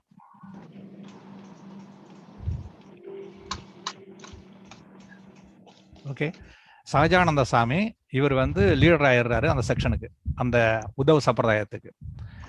இவர் வந்து அன்னைய தேதியில ராஜாராம் மோகன் ராய் 1772 பிறந்தவர். அவருக்கு எல்லாருமே ஒரு 20-25 அந்த ஏஜ்ல இருக்காங்க. இவரை விட ஒரு கொஞ்சம் 9 வருஷம் மூத்தவர். அந்த பீரியட்ல கொஞ்சம் லிபரல் தாட்ஸ் அதிகமாக வருது. சதிக்கு எதிராக போராட்டம் நடத்துறாரு ராஜாராம் மோகன் ராய். ஹிந்து மதத்தில் சில இதெல்லாம் வந்து ரிமூவ் பண்ணணும்னு சொல்லி அது பேசுறாரு. அந்த இன்ஃப்ளூயன்ஸ்ல இவருக்கும் அந்த இன்ஃப்ளூயன்ஸ்ல ஒரு பாதிப்பு இருக்குது. அதனால இவர் என்ன செய்தார், சாமியார் ஆன உடனே உமன்ஸ் எஜுகேஷன், பெண்களுக்கு கல்வி தர வேண்டும், சதி கூடாது, விடோ வந்து ரீமேரேஜ் பண்ணிக்கலாம், அனிமல் சாக்ரிஃபைஸ் வந்து யாகம் பண்ணுவோம், அனிமல் சாக்ரிஃபைஸ் தேவையில்லை அப்படின்லாம் சொல்றாரு. ரொம்ப பாராட்டுதலுக்கு உரிய ஒரு சேஞ்ச் கொண்டு வர்றார். ஆனா அப்புறம் என்ன கொஞ்ச நாள் கழிச்சு நான் தான் கடவுள்கிறார். நான் தான் கடவுள், மனித உருவில் வந்திருக்கிறேன் அப்படின்னு டெக்ளேர் பண்றார். சொல்லிட்டு என் பேர் இன்னுமே வந்து பகவான் சுவாமிநாராயண் அப்படின்னு வர்றார். அதுதான் என் பேர், என்ன சுவாமிநாராயண் சொல்லணும், பகவான் சுவாமிநாராயண். எப்படி நான் வந்து இங்க ஒருத்தர் தன்னை சத்குருன்னு சொல்லிக்குவார். அவர் நிருபர் பேசும்போது பேரை சொல்லிடுறாரு, சத்குருன்னு சொல்லு அப்படிங்கிறாரு. அவரை நடந்துச்சு இவர் ஜிகி வாசுதேவ் கிட்ட. ஆனால் இவர் பகவான் சுவாமிநாதன் தன்னை சுவாமிநாராயண் தன்னை சொல்லணும்னு சொல்லி அவரே சொல்லிடுறாரு. Followers are doing that. அந்த உத்தவ் சம்பிரதாயங்கிற பேரே வந்து சுவாமிநாதன் சம்பிரதாயம்னு பேரை மாத்திட்டாங்க. அன்னைய தேதியில பிரிட்டிஷ் கவர்மெண்ட் வந்து இவரு இந்த சதியெல்லாம் எதிர்த்து உமன்ஸ் எஜுகேஷன்லாம் பேசுறதை பார்த்து அவங்களுக்கு ஒரு மகிழ்ச்சி. ஏன்னா அங்கங்க சதி எல்லாம் நடக்கிறத வந்து பிரிட்டிஷ்காரங்க எதுக்குறாங்க. எதுக்கும் போது இவங்களுக்கும் அவங்களுக்கும் மக்களுக்கும் அங்கங்க போராட்டங்கள் பிரச்சனைகள்லாம் வருது. அது ஒரு ஹெடேக். பரவாயில்ல, இவர் ஒரு மத குருமார்னு சொல்றாரு, இவர் வந்து சதியை எதுக்குறாரு அப்படிங்கிறப்ப பிரிட்டிஷ்காரன் பரவாயில்லையே, லிபரல் தாட்ஸ் இருக்கு இவர்கிட்டன்னு சொல்லி இவர் மேல ஒரு சாஃப்ட் கார்னர் அவங்களுக்கு வருது. அதுக்கு என்ன பண்றாங்க, நான் ஒரு கோயில் கட்டணும், எனக்கு இடம் வேணும்னு கேட்கிறாரு. சரி வச்சுக்கோ அப்படின்னு சொல்லிட்டு அகமதாபாத்ல இவருக்கு இடம் ஒதுக்குறாங்க பிரிட்டிஷ் கவர்மெண்ட். எவ்வளவு பெரிய இடம் தெரியுமா? 5000 ஏக்கர் ஆஃப் லேண்ட். 5000 ஏக்கர். அது தந்தவர் வந்து சர் டன்லப் அப்படிங்கிற பிரிட்டிஷ் ஆபீசர். 1822 அந்த 1820 அந்த பீரியட்ல தர்றாங்க. இவருக்கு அப்ப வந்து 40 வயசு இருக்கும். அந்த பீரியட்ல தர்றாங்க. இவரு அங்க ஒரு கோயில், அந்த காலுப்பூர் அப்படிங்கிற ஊர்ல ஒரு பெரிய கோயில் கட்டுறாரு. அந்த லேண்ட் டொனேட் பண்ண லேண்டை வச்சு 5000 ஏக்கர் டொனேஷன். ஜாஸ்ட் டொனேஷன்ங்கிறது பர்ச்சேஸ் பண்ணல British government, just donate 5000 acres. 5000 ஏக்கர்ஸ்னா எவ்வளவுன்னு போட்டிருக்காங்க, 20 × 20, 20 கிலோமீட்டர் இந்த பக்கம், அந்த பக்கம் 20 கிலோமீட்டர். பாத்துங்க எவ்வளவு இருக்கும்னுட்டு. அந்த வந்து பிரிட்டிஷ் கவர்மெண்ட் தருது இருக்கு. அதுல ஒரு கோயில் கட்டுறாரு. கோயில் கட்டி மறுபடியும் அதுல வந்து இன்னும் வருமானம் அதிகமா வருது. வருமானம் இன்னொரு 9 கோயில் கட்டுறாரு. ஆனா என்ன பண்ணாரு இல்லைன்னா, கோயில் கட்டின உடனே அந்த கோயில்ல கர்ப்ப கிரகத்துல சிலை வைப்பாங்க இல்லையா, அந்த சிலை தன்னை சிலை செஞ்சு வச்சுக்கிட்டார். His own image. அதை இவரே கன்சக்ரேட் பண்ணார். கன்சக்ரேட் பண்றதுன்னா அந்த கும்பாபிஷேகம் நடத்தி இது பண்றாங்க இல்லையா. கன்சக்ரேஷன்ங்கிறது ஆக்சுவலா என்ன மீனிங்னு கேட்டா, ஒரு பொருளை வந்து புனிதமாக்குவது. அந்த இதை இவரே செஞ்சார். 1825 என்ன பண்றாரு, இவருக்கு வந்து இவர் அந்த பெரிய ஆள் ஆயிட்டாரு இப்ப. அதனால என்ன பண்றாரு, இவருக்கு வந்து கல்யாணம் பண்ணிக்கல, குழந்தை கிடையாது. ஆனா இவருடைய அண்ணன் பையன், தம்பி பையன், இவருடைய அண்ணன் தம்பி 2 பேர் இருக்காங்க. அண்ணனுக்கு ஒரு பையன், தம்பிக்கு ஒரு பையன். அவங்க 2 பேரும் சேர்த்து இந்த மதத்திலேயே நீங்களும் வந்து துறவி ஆக்கிங்க, இதில் சேர்த்துங்கன்னு சொல்லி சேர்த்து விட்டாரு அவங்க 2 பேரையும். அவங்க 2 பேரையும் தனித்தனி பிரிவாக பிரிச்சு விட்டாரு. ஒரே இதை 2 பிரிவா பிரிச்சாரு. இன்னைய வரைக்கும் அது 2 பிரிவா இயங்குது. ஆனா சுவாமிநாராயண் இவருடைய பாலிசிஸ், இவருடைய இதைத்தான் செய்வாங்க. பட் செக்ஷன் வந்து 2ஆ நிக்குது. இதுல அந்த பீரியட் இவர் இங்க இதெல்லாம் செஞ்சுக்கிட்டு இருக்க அந்த பீரியட்ல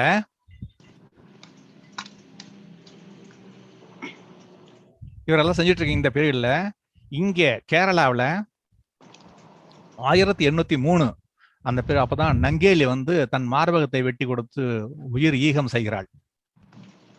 மார்பக வரி போடுற பீரியட் அது. அந்த ஈகம் தான் வந்து பெரிய போராட்டத்தை உருவாக்கியது. அதனுடைய விளைவு இன்று வரைக்கும் இருந்து கொண்டு இருக்கிறது. உடனே தான் ஈழவ இளைஞர்கள் வந்து ரொம்ப அநியாயம் போயிடுச்சுன்னு சொல்லிட்டு அவங்க போராட்டம் நடத்த ஆரம்பிக்கிறாங்க. அது 100 ஆண்டு போராட்டம் தினம் நடக்கிறது. அதுல வந்து அது பெரிய இதெல்லாம் நடந்துச்சு. கலவரங்கள், நிறைய கொலைகள் எல்லாம் நடந்துச்சு. அதுல அது தனி. அதனுடைய முத்தாய்ப்பாக வைக்கம் போராட்டம் நடக்குது 1925. 123 இயர்ஸ் ஸ்ட்ரகிள் அது. இதெல்லாம் இந்த பீரியட் நடக்குது. 1802 இருந்து இங்க அவர் இந்த இவ்வளவு நடந்துட்டு இருக்கும்போது கேரளாவில் இந்த மாதிரி பிரச்சனைகள் நடந்துகிட்டு இருக்கு. இந்த அதாவது சூழல் இந்தியாவில் உள்ள சோசியல் அட்மாஸ்பியர் இந்த மாதிரி இருக்கு. அப்ப இதுல இவருடைய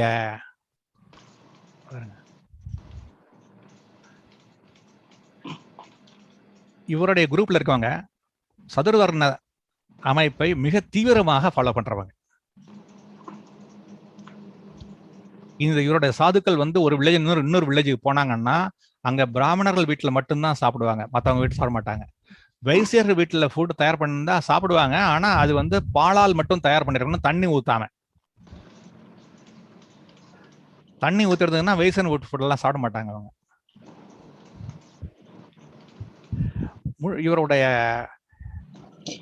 இவர் தனி மதம் மாதிரி இவர் ஒரு சிஸ்டத்தை உருவாக்குனார். என்னுடைய இந்த பாரம்பரியம் சம்பிரதாயம் இதுல இருக்கவங்க வந்து சிக்ஷா பத்ரி அப்படின்னு ஒரு புத்தகம் போட்டாரு. அதுல உள்ளதான் ஃபாலோ பண்ணணும். அந்த சிக்ஷா பத்ரிங்கிறது என்னன்னு கேட்டா directions. It's compilation of direction. தன்னுடைய ஃபாலோயர்ஸ் எதை செய்ய வேண்டும், எதை செய்யக்கூடாது இருக்கும். 212 சமஸ்கிருத வரிகள் அதுல வெர்சஸ் பாடல்கள் இருக்கின்றன. அதுதான் டூஸ் அண்ட் டோன்ட்ஸ். சுவாமிநாராயண் சம்பிரதாயத்தில் இருக்கவங்களுக்கு உள்ள எது செய்யலாம் எதை செய்யக்கூடாது என்று அதுல எழுதியிருக்கோம். அதுல 1-2 மட்டும் பார்ப்போம். அதை பார்க்கறதுக்கு முன்னாடி நாம வேற ஒண்ணு பார்க்கணும். 5000 ஏக்கர் லேண்ட வந்து டொனேஷன் தர்றாங்க அங்க. அதை வாங்கிக்கிட்டார். இங்க பாருங்க,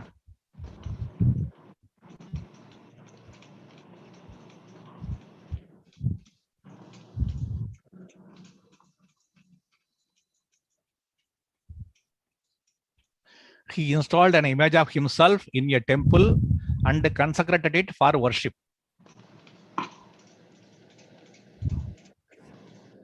இவர் எதை வழிபட்டார்னு தெரியல. 1825 தன்னுடைய அண்ணன் பையன் தம்பி பையனை கொண்டு வந்து அவங்களையும் ஒரு செக்ஷனுக்கு ஒரு 2 செக்டா பிரிச்சு வைக்கிறார். இந்த டொனேஷன் பார்த்தவங்கள இதே சுவாமிநாராயண் டெம்பிளுக்கு இப்ப 2013ஆம் ஆண்டு அபுதாபியில லேண்ட் ஒதுக்குறாங்க. ஒரு Arab donates land for Swaminarayan temple in UAE. Times of இந்தியால 9/7/2013 வந்திருக்குது. Swaminarayan will soon get an abode in Abu Dhabi on land donated by Arab Muslim. இவங்க இஸ்லாமிய பத்தி இப்படிலாம் இங்க போய் அவ்வளவு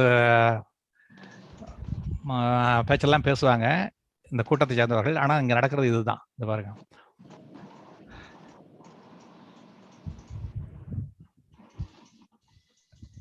மூணாவது லைன், சாரி, இந்த மூணாவது sources say a Muslim businessman has donated 5 acres of land adjoining a mosque to the BAPS. BAPS இந்த அமைப்பினுடைய பேர், acronym for setting of the temple. The temple will have photograph of Swaminarayan due to அதாவது அபுதாபியில வந்து யாரும் உருவ வழிபாடு செய்யக்கூடாதுன்னு இருக்குது.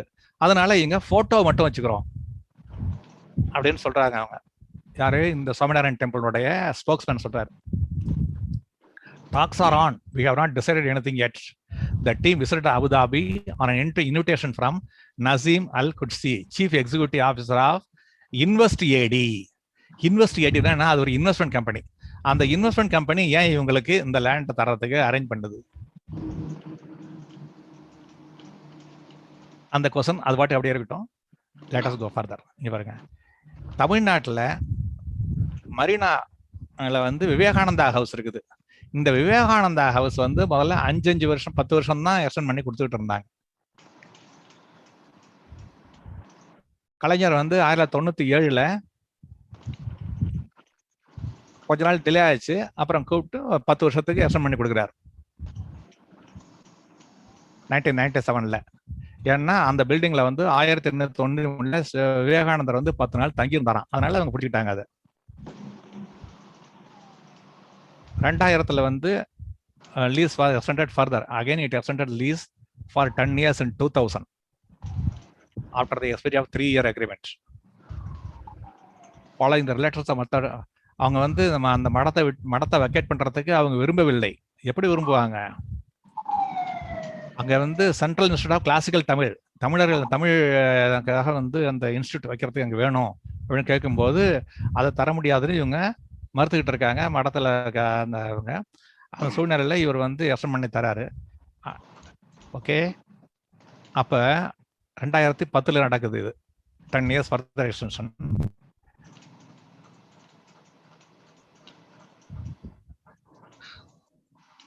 ரெண்டாயிரத்தி 2012 ஜெயலலிதா ஆட்சியில் இருக்காங்க. 2011 ஆட்சிக்கு வந்தவங்க.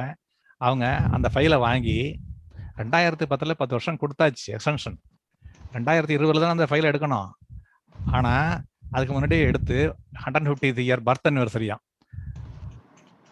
99 வருஷத்துக்கு அந்த லேண்டை வந்து எக்ஸ்டெண்ட் பண்ணி கொடுத்தாங்க. 99 years. இந்த மாதிரி அவங்க கையெழுத்து போட்டது செல்லுமா செல்லாதா அப்படிங்கிறது இன்னொன்று இருக்கு. அந்த மாதிரி சொன்னா அது செல்லாது ஆர்கியூ பண்றதுக்கு நிறைய ஸ்கோப் இருக்கு. லெட்டஸ் லீஸ் ரெண்ட் வந்து 12,000 rupees per annum 2111 வரைக்கும் அவங்க வந்து லீஸ் கொடுத்துருக்காங்க. இது டைம்ஸ் ஆஃப் இந்தியாவில் 10/10/2012 வந்துச்சு. இப்போ இந்த லீஸுக்கு பின்னாடி இப்போ ரீசெண்டா இன்னும் 2 இன்சிடென்ட்ஸ் இருக்கு முக்கியமானது. இங்க தாம்பரத்துல ரயில்வே ஸ்டேஷன் பக்கம், ரயில்வே ஸ்டேஷன் பெரிய கிரவுண்ட் இருக்குது. அந்த கிரவுண்ட்ல ஒரு ஸ்கூல், அது 1931 இருந்து அந்த ஸ்கூல் நடந்துகிட்டு இருக்குது. தமிழ் தான் வந்து தமிழ் மீடியம் தான் ஸ்கூல்ல 8ஆம் கிளாஸ் வரைக்கும் ஏழை குழந்தைகள் தான் படிப்பாங்க. Free education. அது கிரைஸ்ட் கிங் ஸ்கூலுடைய ஒரு அவங்க தான் நடத்துறாங்க. இதை 1931 போட்ட அக்ரிமெண்ட். அவங்கள வெரைட்டி போக சொன்னாங்க இந்த ரயில்வேஸ். ஆக்சுவலா அந்த ஒரிஜினல் அக்ரிமெண்ட்ல என்ன ஆயிட்டா, ரயில்வே வேலை பார்க்குற குழந்தைங்களுக்காக இந்த ஸ்கூல் நீங்க நடத்துங்கன்னு சொல்லி ரயில்வேஸ் கேட்டதன் பேர்ல இவங்க ஒத்துக்கிட்டு ஸ்கூல் நடத்துறாங்க இங்க. இப்ப ரயில்வே அவங்களுக்கு ரயில்வே சேனல் இருக்க எம்ப்ளாயிஸ்க்கு தேவையில்லை, அதனால விரட்டுறாங்க. அது பெரிய கதை. அது மிகப்பெரிய கொடுமையான ஒரு செயல். அந்த குழந்தைகள்லாம் படிப்பதற்கு இடம் கிடைக்காமல் திணறினார்கள். இப்ப ரீசெண்டா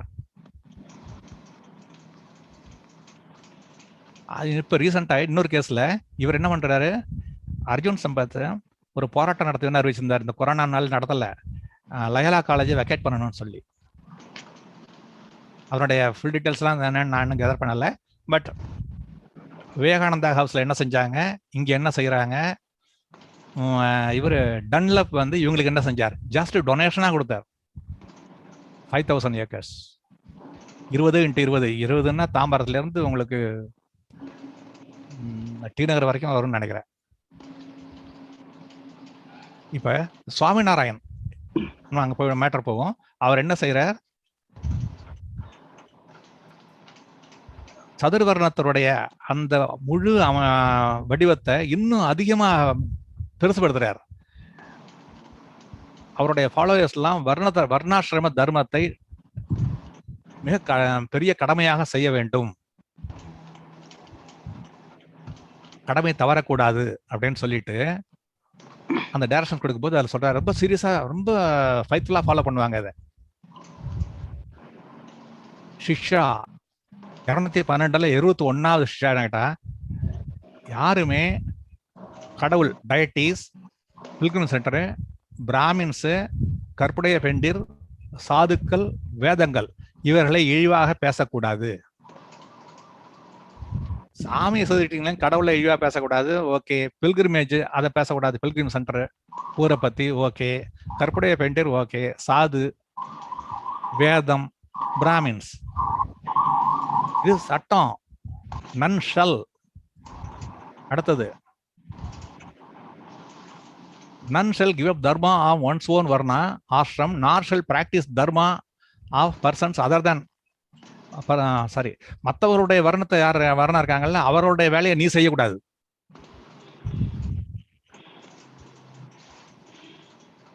நாற்பத்தி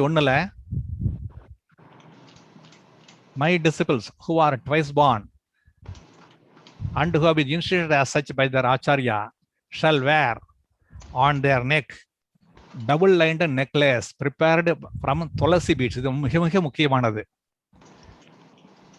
இதுல பிராமின்ஸ், சத்திரியர்கள், வைசியர்கள் அவங்க என்ன செய்யணும்னு கேட்டா, கழுத்தில் டபுள் லைன்டு நெக்லஸ், அது துளசி பீட்ஸ், துளசி விதைகள் அதை வச்சு செஞ்சிருக்கணும். அதை அதை போட்டுக்கணும். அடுத்தது ஃபோர்ஹெட், நெற்றியில வந்து நெற்றி அப்புறம் செஸ்ட் 2 கை, அதுல வெர்டிகல் மார்க் நீள் வடிவத்துல உயரத்துல வெர்டிகலா திலகம் இடணும். அதுலயே பர்சன்ஸ் ஹூஆர் ஹையர், சூத்ரர்கள்லயே 2 சூத்ரா இருக்காங்க, சத்சூத்ரா ஒன்னு ஷூத்ராஸ். அவங்க அவருடைய தர்மத்தை ஃபாலோ பண்ணணும் ப்ராப்பர்லி. அவங்க அதே கழுத்துல போட்டிருக்க necklace and put on marks in their forehead in the same way as twice ஒன் பீப்புள். மற்றவங்க மாதிரி அவங்க போட்டுக்கலாம். சூத்திரர்கள்ல சத்சூத்திரர்கள். மற்றவர்கள் எல்லாரும், அதாவது சத்சூத்திரர்கள் கீழே இருக்கவங்க எல்லாம் கழுத்துல double light necklace prepared from sandalwood. துளசி மாலை போடக்கூடாது, சாண்டல்வுட் போட்டுக்கணும். அந்த நெற்றியிலையும் இதுலயும் மார்க்கை வந்து ரவுண்ட் மார்க், நீட்டா கோட் போடக்கூடாது, ரவுண்ட் மார்க் போடணும். வெர்டிகல் மார்க் போடக்கூடாது. ஆக ஒருத்தரை பார்க்கும் போதே அவன் கழுத்துல என்ன போட்டிருக்கா, நெத்தியில போட்டு வச்சிருக்கான்னு அவன் எந்த வர்ணமுக்கு கண்டுபிடிக்கலாம். இது மனுநீதியில கூட சொல்லப்படாதது.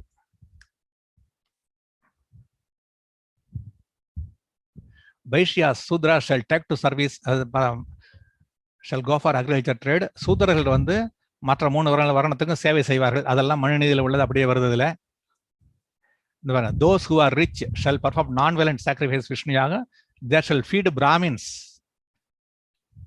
பணக்காரருங்க பிராமின்ஸுக்கு ஃபீட் பண்ணணும், நான் பிராமின்ஸ் பற்றிலாம் ஒன்றும் இல்லைங்க. 156ல் lord they shall celebrate big festival, கிருஷ்ணருக்கு பெரிய விழா எடுக்கணும். அதுல டிசர்விங் பிராமின்ஸுக்கு ஆம்ஸ்ன்னா காணிக்கை கிடையாது, அவர்களுக்கு வந்து பிச்சைங்கிற வீடு வரலாம். அதுல அவங்களுக்கு ஜஸ்ட் டொனேட் பண்ணணும்னு வச்சுங்க, கொடுக்கணும். இப்போ இந்த மதத்தை அவன் வெள்ளக்காரங்காலத்துல லிபரலாக இருப்பதாக காண்பித்து 5000 ஏக்கர் லேண்டை வந்து டொனேஷனாக வாங்கி கொண்ட இந்த சுவாமிநாராயண், அதாவது வர்ணத்தை மிக தீவிரமாக அமல்படுத்தி பிராமணர் அல்லாத மக்களை இன்று வரை அவமானப்படுத்தி கொண்டிருக்கிறது. இந்த சுவாமிநாராயண் செக்ட் உலகத்திலேயே மிகப்பெரிய டெம்பிளாக, அவங்க Hindu temple, largest Hindu temple in the world இவங்க தான் கட்டிருக்கிறாங்க. அந்த வந்து எங்கன்னு கேட்டா அமெரிக்காவில் போய் கட்டிருக்கிறாங்க. எப்படி அமெரிக்காவுக்கு போனாங்க, எப்படி இவங்க வந்து ஜாதி பிரச்சனை அமெரிக்காவில் போய் அதே பிராமின்கிட்ட மீட் பண்றாங்கிறதெல்லாம் கேட்கக்கூடாது. ஏன்னா தட் இஸ் ரிலாக்சபிள். பிராமின்ஸுக்கு எது தேவையோ, வருமானம் தருமோ, அந்த கண்டிஷன்ஸ் எல்லாம் எந்த வேதத்தை சொல்லிட்டு இருந்தாலும் அதெல்லாம் ரிலாக்ஸ் பண்ணப்படும். அந்த நியூ ஜெர்சி டெம்பிள் இதுதான்.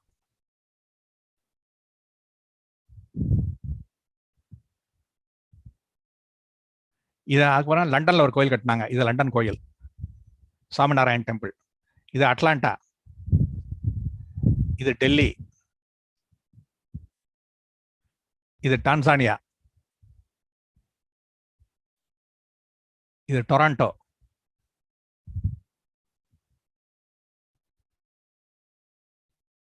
இது புனே, இது ஆக்லாண்ட்,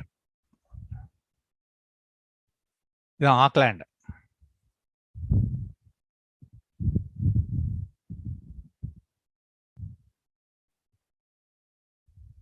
இது சிகாகோ, இது ஹூஸ்டன்,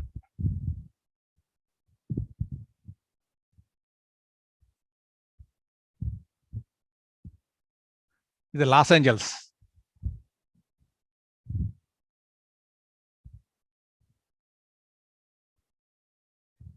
இது நைரோபி, இது புளோரிடா. இந்த மாதிரி ஆயிரத்துக்கு மேல கோயில்கள் வந்து உலகம் முழுக்க எல்லா நாடுகள்லயும் கட்டிருக்காங்க. இந்த சுவாமிநாராயண் சம்பிரதாயம், இந்த குரூப் அங்க போய் ஆஹா அருமையான கோயில் அப்படின்னு போய் நிக்கிறவங்க, அமெரிக்காவில் நிக்கிறவங்க எல்லாம் நம்ம ஆளுங்க தான். இவங்க என்ன செஞ்சாங்க, இந்த மாதிரி தான் கிளைமேக்ஸ். இவங்க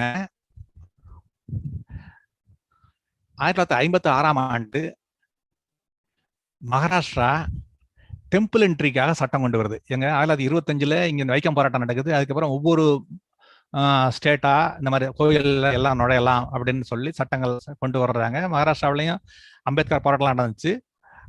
அந்த கொண்டு வரும் மகாராஷ்டிராவில் Hindu Places of Public Worship Act அப்படின்னு 1956 சட்டம் கொண்டு வர்றாங்க. அந்த சட்டத்துல 3வது பிரிவு அது என்ன எழுதிருக்குன்னு கேட்டா, ஒரு ஹிந்து அவ எந்த செக்ஷனா இருந்தாலும் சரி, எந்த வகுப்பு கிளாஸா இருந்தாலும் சரி, அவரை கோயில்ல உள்ள போய் வழிபாடு செய்வதை யாரும் தடுக்க முடியாது. shall be prevented, obstructed, discouraged from entering the place of worship. போய் கடவுளை வர்ஷிப் பண்ணுவதையும், ஆஃபரிங் ப்ரேயர் ஆஃபர் பண்றதையோ, பர்ஃபார்மிங் ரிலிஜியஸ் சர்வீஸ் பர்ஃபார்ம் பண்றதையும் யாரும் தடுக்க முடியாது. மற்ற ஹிந்துஸ் எப்படி செய்யறாங்களோ அதே மாதிரி எல்லா ஹிந்துவுக்கும் செய்வதற்கு அங்கே உரிமை இருக்கிறது. என்டர், வர்ஷிப், ப்ரே, பர்ஃபார்ம் 4 வார்த்தை. கோயில் உள்ள நுழையலாம், கோயில கும்பிடலாம், ப்ரே பண்ணலாம், பர்ஃபார்ம் பண்ணலாம். என்ன மற்ற செய்யறாங்களோ அதை செய்யலாம். இதை கொண்டு வந்த உடனே இந்த சாமிநாராயண் செக்ட் கோர்ட்டுக்கு போறாங்க. மிகப்பெரிய போராட்டம் நடத்துகிறார் கோர்ட்ல. இது மிக அநியாயமான சட்டம், இது எங்களுடைய சம்பிரதாயத்தை இது பாதிக்கும், நாங்கள் இதை ஏற்றுக்கொள்ள முடியாது, எங்களை ஹிந்து மதத்தை சேர்ந்தவர்கள் இல்லை என்று சொல்லிவிட்டுங்கள். நாளைக்கு எங்களுடைய நான் சத்சங்கி இல்லாத வேற ஒரு ஹரிஜன் அங்கேருந்து உள்ள நுழைஞ்சு வேணா என்ன செய்வது சொன்னாங்க. இவங்கெல்லாம் அதுல அவங்களுடைய அபிடவிட்ல சொல்றாங்க. உள்ள நுழைஞ்சிட்டாரா என்ன பண்றது? அவங்க நாளைக்கு கோயில்ல டெம்பிள் ரிலேட்டட் மேட்டர்ஸ்ல ஈக்குவல் ரைட்ஸ் கேட்பாங்க.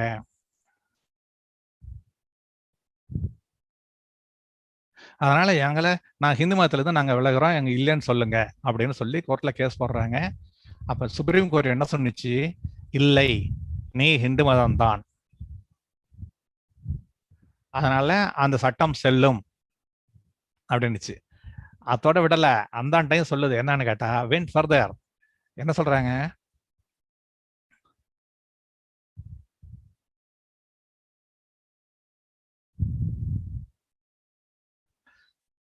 எது ஹிந்து மதம், இந்த பிரச்சனைகள்லாம் திலகர்கிட்டையும், திலகரே எல்லாம் ஃபேஸ் பண்றாரு இந்த பிரச்சனைய. அவரே டிஃபைன் பண்ணிருக்கிறாரு. போதுமான அளவுக்கு அதை இந்து மதத்தை பத்தி டிஸ்கிரைப் பண்ணிருக்கிறாரு. அது அடிக்குவேட் அண்ட் சாட்டிஸ்ஃபேக்டரி. அந்த திலகர் கொடுத்த டெஃபனிஷன் அடிக்குவேட் அண்ட் சாட்டிஸ்ஃபேக்டரி. திலகர் என்ன சொல்லியிருக்காருன்னா, acceptance of the Vedas with reverence. வேதங்களை மிகவும் மதிப்போடு ஏற்றுக்கொள்வது, பக்தியோடு ஏற்றுக்கொள்வது. அது recognition of the fact that means and ways of salvation are diverse and realisation of truth and number of gods. எந்த கடவுளை விதவிதமான கடவுளை கும்பிடலாம், இந்த இதெல்லாம் அவர் சொல்லியிருக்காரு. இது அப்படியே ஏத்துக்குதாங்க கோர்ட். அந்த டெஃபனிஷன் படி இந்த ஜட்ஜ்மெண்ட்டையும் கொடுத்துட்றாங்க அவங்க. அதுல acceptance of Vedas with reverence, அதை கோர்ட்டு திலகர் சொன்னதை ஹிந்து யாருங்கிறத டிசைட் பண்றதுக்கு, ஹிந்துத்துவம்னா என்ன டிசைட் பண்றதுக்கு பயன்படுத்துது. ஹிந்து ரிலிஜனை பத்தி டிசைட் பண்றதுக்கு யார் வேதத்தை வித் ரெவரன்ஸ் ஒத்துக்கிறாங்களோ அவங்க எல்லாம் ஹிந்துஸ். அப்ப இவங்களுடைய அட்வொகேட் தேசாய் அவர் பேசுறாரு, இல்ல எல்லா ஹிந்துஸையும் நாங்க கோயிலுக்குள்ள விட முடியாது, எங்க சத் சங்கம்னு வச்சிருக்கோம் எங்க குரூப். அதுல சத் சங்கம்னா சங்கம்னு அர்த்தம், அந்த மதத்தினுடைய பீப்புள்லாம் சேரும்போது சத்தங்கம். அதுல இருக்க ஹிந்துஸே நாங்க எல்லாரையும் இன்னர் மோஸ்ட் கருவறைக்குள்ள நாங்க அலோவ் பண்றது இல்ல, பூஜாரி மட்டும்தான் அங்க உள்ள போவாரு. அதனால நீங்க இந்த மாதிரிலாம் சொன்னீங்கன்னா அது எல்லாரும் நாளைக்கு கோயில்ல உள்ள நுழைஞ்சு, இந்த ப்ளூ கலர்ல எழுதிருக்கு பாருங்க, traditional conventional manner of performing actual worship of the idol. இதுதான் இப்ப நாங்க ஒரு சில பேர் தான் கோயில்ல போய் சாமியை தொட்டு வழிபாடு செய்ய முடியும். அந்த உரிமையும் அவங்க எங்கிட்ட பறிச்சிருவாங்க. It will be invaded. அது நான் சத்சங்கி ஹரிஜன்ஸுக்கு அந்த உரிமை எல்லாம் கிடைச்சிரும். அதனால இந்த சட்டம் செல்லாதுன்னு நீங்க சொல்லணும்னு சொல்லி அவர் ஆர்கியூ பண்றாரு. அப்ப கோர்ட் என்ன சொல்லுது, இல்ல இல்ல உங்களுடைய கருத்து தவறானது. ஏன்னு கேட்டா அந்த மாதிரிலாம் சொல்ல மாட்டாங்க. அப்படிங்குது. மற்றவர்களுக்கு என்ன உரிமை இருக்கிறதோ அந்த உரிமைன்னு தான் சொல்லியிருக்கோம் தவிர இதை வந்து கோயில்ல போய் நீ பூசை செய்யறதுக்குள்ள உரிமை வரைக்கும் இது போகும் அப்படின்னு நீங்க சொல்றது வந்து அது மிஸ்கன்சீவ்டு. இந்த சேப்பு கலர்ல இருக்கு பாருங்க. வி டூ நாட் திங்க், நாங்கள் நினைக்கவில்லை, இந்த செக்ஷன் மூலமாக Bombay legislature intended inward the traditional conventional manner in which act of actual worship of the deity is allowed. போய் கடவுளை தொட்டு வழிபடும் அந்த உண்மையா அந்த வழிபடும் அந்த உரிமையை போய் எல்லாருக்கும் கொடுக்கணும்னு சொல்லி இந்த பாம்பே சட்டமன்றம் சொல்லவில்லை. அதனால வந்து நீங்க அப்படிலாம் இது பண்ண வேண்டாம், பயப்பட வேண்டாம், அந்த மாதிரி கிடையாது. It's not like that. அதனால அந்த சட்டம் கரெக்ட் தான் சொல்லி ஜட்ஜ்மெண்ட் தர்றாங்க. இந்த இதுல இந்த கீழே ப்ளூ கலர்ல இருக்கு தி அப்ரிகன்ஷன் அப்படின்னா பயம். Apprehension on which Desai's argument is based must be held to is considered. தேசாயுடைய ஆர்குமெண்ட் வந்து தவறாக இவர் புரிந்து கொண்டு செய்திருக்கிறார், அதனால இதை வந்து ஏற்றுக்கொள்ளவில்லைன்னு சொல்லி அந்த கேஸை முடிச்சிடுறாங்க. இதை இந்த ஜட்ஜ்மெண்ட் சொன்னவங்க வந்து இந்த 5 judges Gajendragadkar, Wanchoo, Hidayatullah, Ramaswamy, M Ramaswamy, V Ramaswamy இல்லை அவர் வேற, இவர் வி சத்யநாராயண். இந்த பெஞ்ச் 5 பேர் அடங்கிய பெஞ்ச் சொல்லுது. கான்ஸ்டியூஷன் பெஞ்சு பெரிய பெஞ்சு தான்.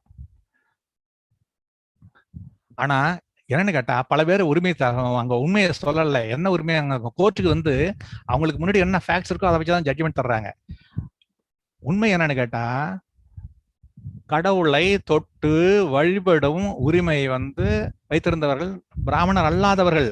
அவங்க கிட்ட இருந்து அவங்க உரிமையை தான் பிராமணர்கள் பறித்து கொண்டார்கள். பிராமணர்கள் உருவ வழிபாடு செய்யாதவர்கள், அவங்க எப்படி உருவ வழிபாட்டை கொண்டு வர முடியும்? பழனியில பிராமணர் அல்லாதவ போகர்களுடைய அந்த சீடர்கள் தான் செஞ்சுக்கிட்டு இருந்தாங்க. அவங்க கிட்ட இருந்து திருமணநாயகர் பேரில் ராமப்பையன்கிற அந்த பிராமின் தளபதி தான் போய் என்ன செய்யறாரு, இல்ல இன்னும் இந்த கோயில்ல வந்து பூசகரா நீங்க இருக்காதீங்க, பிராமின்ஸ் ஓனாவீங்க, உங்களுக்கு இவ்வளவு பணம் கொடுக்க சொல்லிடுறேன்னு சொல்லிட்டு அங்க அக்ரிமெண்ட் எல்லாம் கையெழுத்து போட்டு அதெல்லாம் நடந்துச்சு. அங்க ஏன்னு கேட்டா ஸ்டேட்டுடைய பவர். அவர் என்ன பண்றாரு, ஆர்மி சீஃப் வந்து சொல்லும் போது யார் எதுக்க முடியும்? எப்ப இன்னைக்கு வந்து இவங்க 1500 நடந்தது பாபரி பஸ் பேசுறாங்களோ அதை விட அதிகமா 1600 பழனியில 400 வருஷத்துக்கு முன்னாடி போன உரிமையை மீட்டெடுப்பதற்கு பிராமணர் அல்லாதவர்களுக்கு உரிமை உண்டு. நீங்க இந்து மதம் பேசும்போது அந்த உரிமையை பேசுங்க. முதல்ல பழனியில வந்து பிராமணர் இல்லாதவர்களுக்கு உரிமையை ரெஸ்டோர் பண்ணுங்க ஃபர்ஸ்ட். கோர்ட்ல அதை சொல்லல. உரிமை வந்து பிராமணர்களுக்கு உருவ வழிபாடே கிடையாது, அப்புறம் என்ன அவங்களுக்கு கோயில்ல கருவறை எல்லாம் ரெகுவேதத்துல கோயிலே கிடையாதுங்கிறத இவரே ஒத்துக்கிறாரு, சீனிவாச சாஸ்திரி.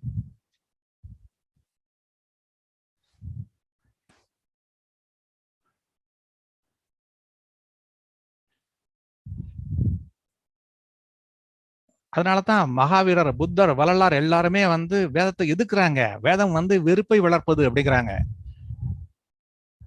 இருந்தும் கூட இந்த அக்செப்டன்ஸ் ஆஃப் வேதத்தை வந்து மதிப்போடு நடத்துவதுதான் வந்து இந்துத்துவனுடைய ஒரு பார்ட்னு சொல்லி மறுபடியும் இன்னொரு ஜட்ஜ்மெண்ட் 1995 வேற வருது இதே சுப்ரீம் கோர்ட்ல இருந்து, அதே திலகருடைய கோட் பண்ணி அந்த ஜட்ஜ்மெண்ட் கொடுத்தவர் வந்து ஜே.எஸ். வர்மா.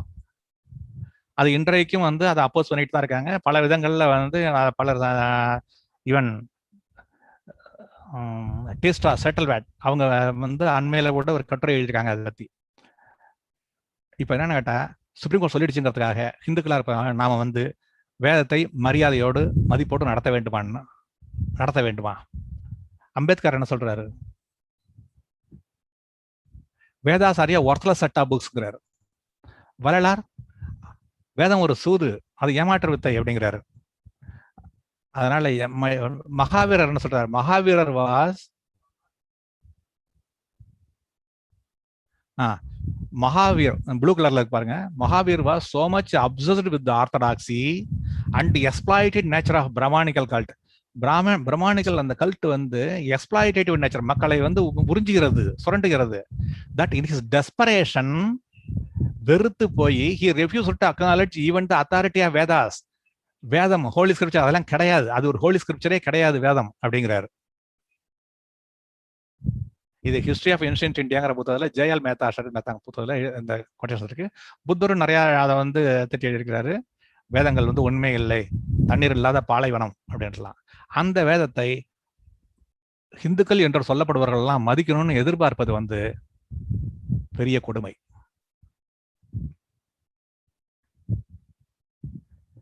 இதுல ஆனாலும் கூட கோர்ட்டுடைய ஜட்ஜ்மெண்ட் எல்லாம் வந்து ஒரு மாதிரியா தான் வருது. பாருங்க, இது வந்து 1887 முத்துசாமி ஐயர் ஹைகோர்ட்ல ஜட்ஜா இருக்கிறப்ப அந்த பெஞ்ச்ல இருந்து கொடுக்குற ஜட்ஜ்மெண்ட். அது என்னன்னா தத்து கொடுக்குறாங்க ஒரு குழந்தை இன்னொரு குழந்தைக்கு. தத்து கொடுக்கும்போது எந்த மந்திரம் ஓதணும், என்ன செய்யணும் போது தத்த ஹோமம்னு ஒண்ணு இருக்கு. அந்த தத்த ஹோமம் ஓதனாதான் பிராமின்ஸ் வந்து தத்து கொடுக்கும்போது அதை ஓத வேண்டியிருக்கும். ஆனா நான் பிராமின்ஸுக்கு அது தேவையில்லை அப்படின்னு சொல்றாரு. அதுல அப்ப சொல்லும்போது அந்த ஜட்ஜ்மெண்ட்ல என்ன வருதுன்னு கேட்டா, in support of the course of decisions, there is also the fact that Sudras are incompetent to recite Vedic texts. சூத்திரர்கள் வேதத்துல உள்ள அந்த பாடல்களை ஓதுவதற்கு தகுதி இல்லாதவர்கள், இன்காம்பிடன்ட். ஆனா தத்தஹோமத்துக்கு அந்த டெக்ஸ்ட் வேண்டியிருக்குது. அத சூத்திரர்கள் அதை ஓதுவதற்கு தகுதி இல்லாதவர்கள். அதனால சூத்திரர்கள் வந்து ஒருத்தருக்கு தத்து கொடுத்துட்டாங்கன்னா அந்த தத்தஹோமம் தேவையில்லை அப்படின்னு சொல்லுது. எது? சென்னை ஹைகோர்ட் ஜட்ஜ்மெண்ட், கோவிந்தையர் versus துரைசாமியார் கேஸ்ல இருக்கு 1887. அன்றையில இருந்து இந்த அப்ப சூத்திர இப்படி இருக்கும்போது சூத்திரர்கள் எப்படி அந்த வேதத்தை, அவர்களை இழிவுபடுத்தும் வேதத்தை எப்படி அவர்கள் வந்து ரெவரன்ஸோட மதிக்க முடியும்?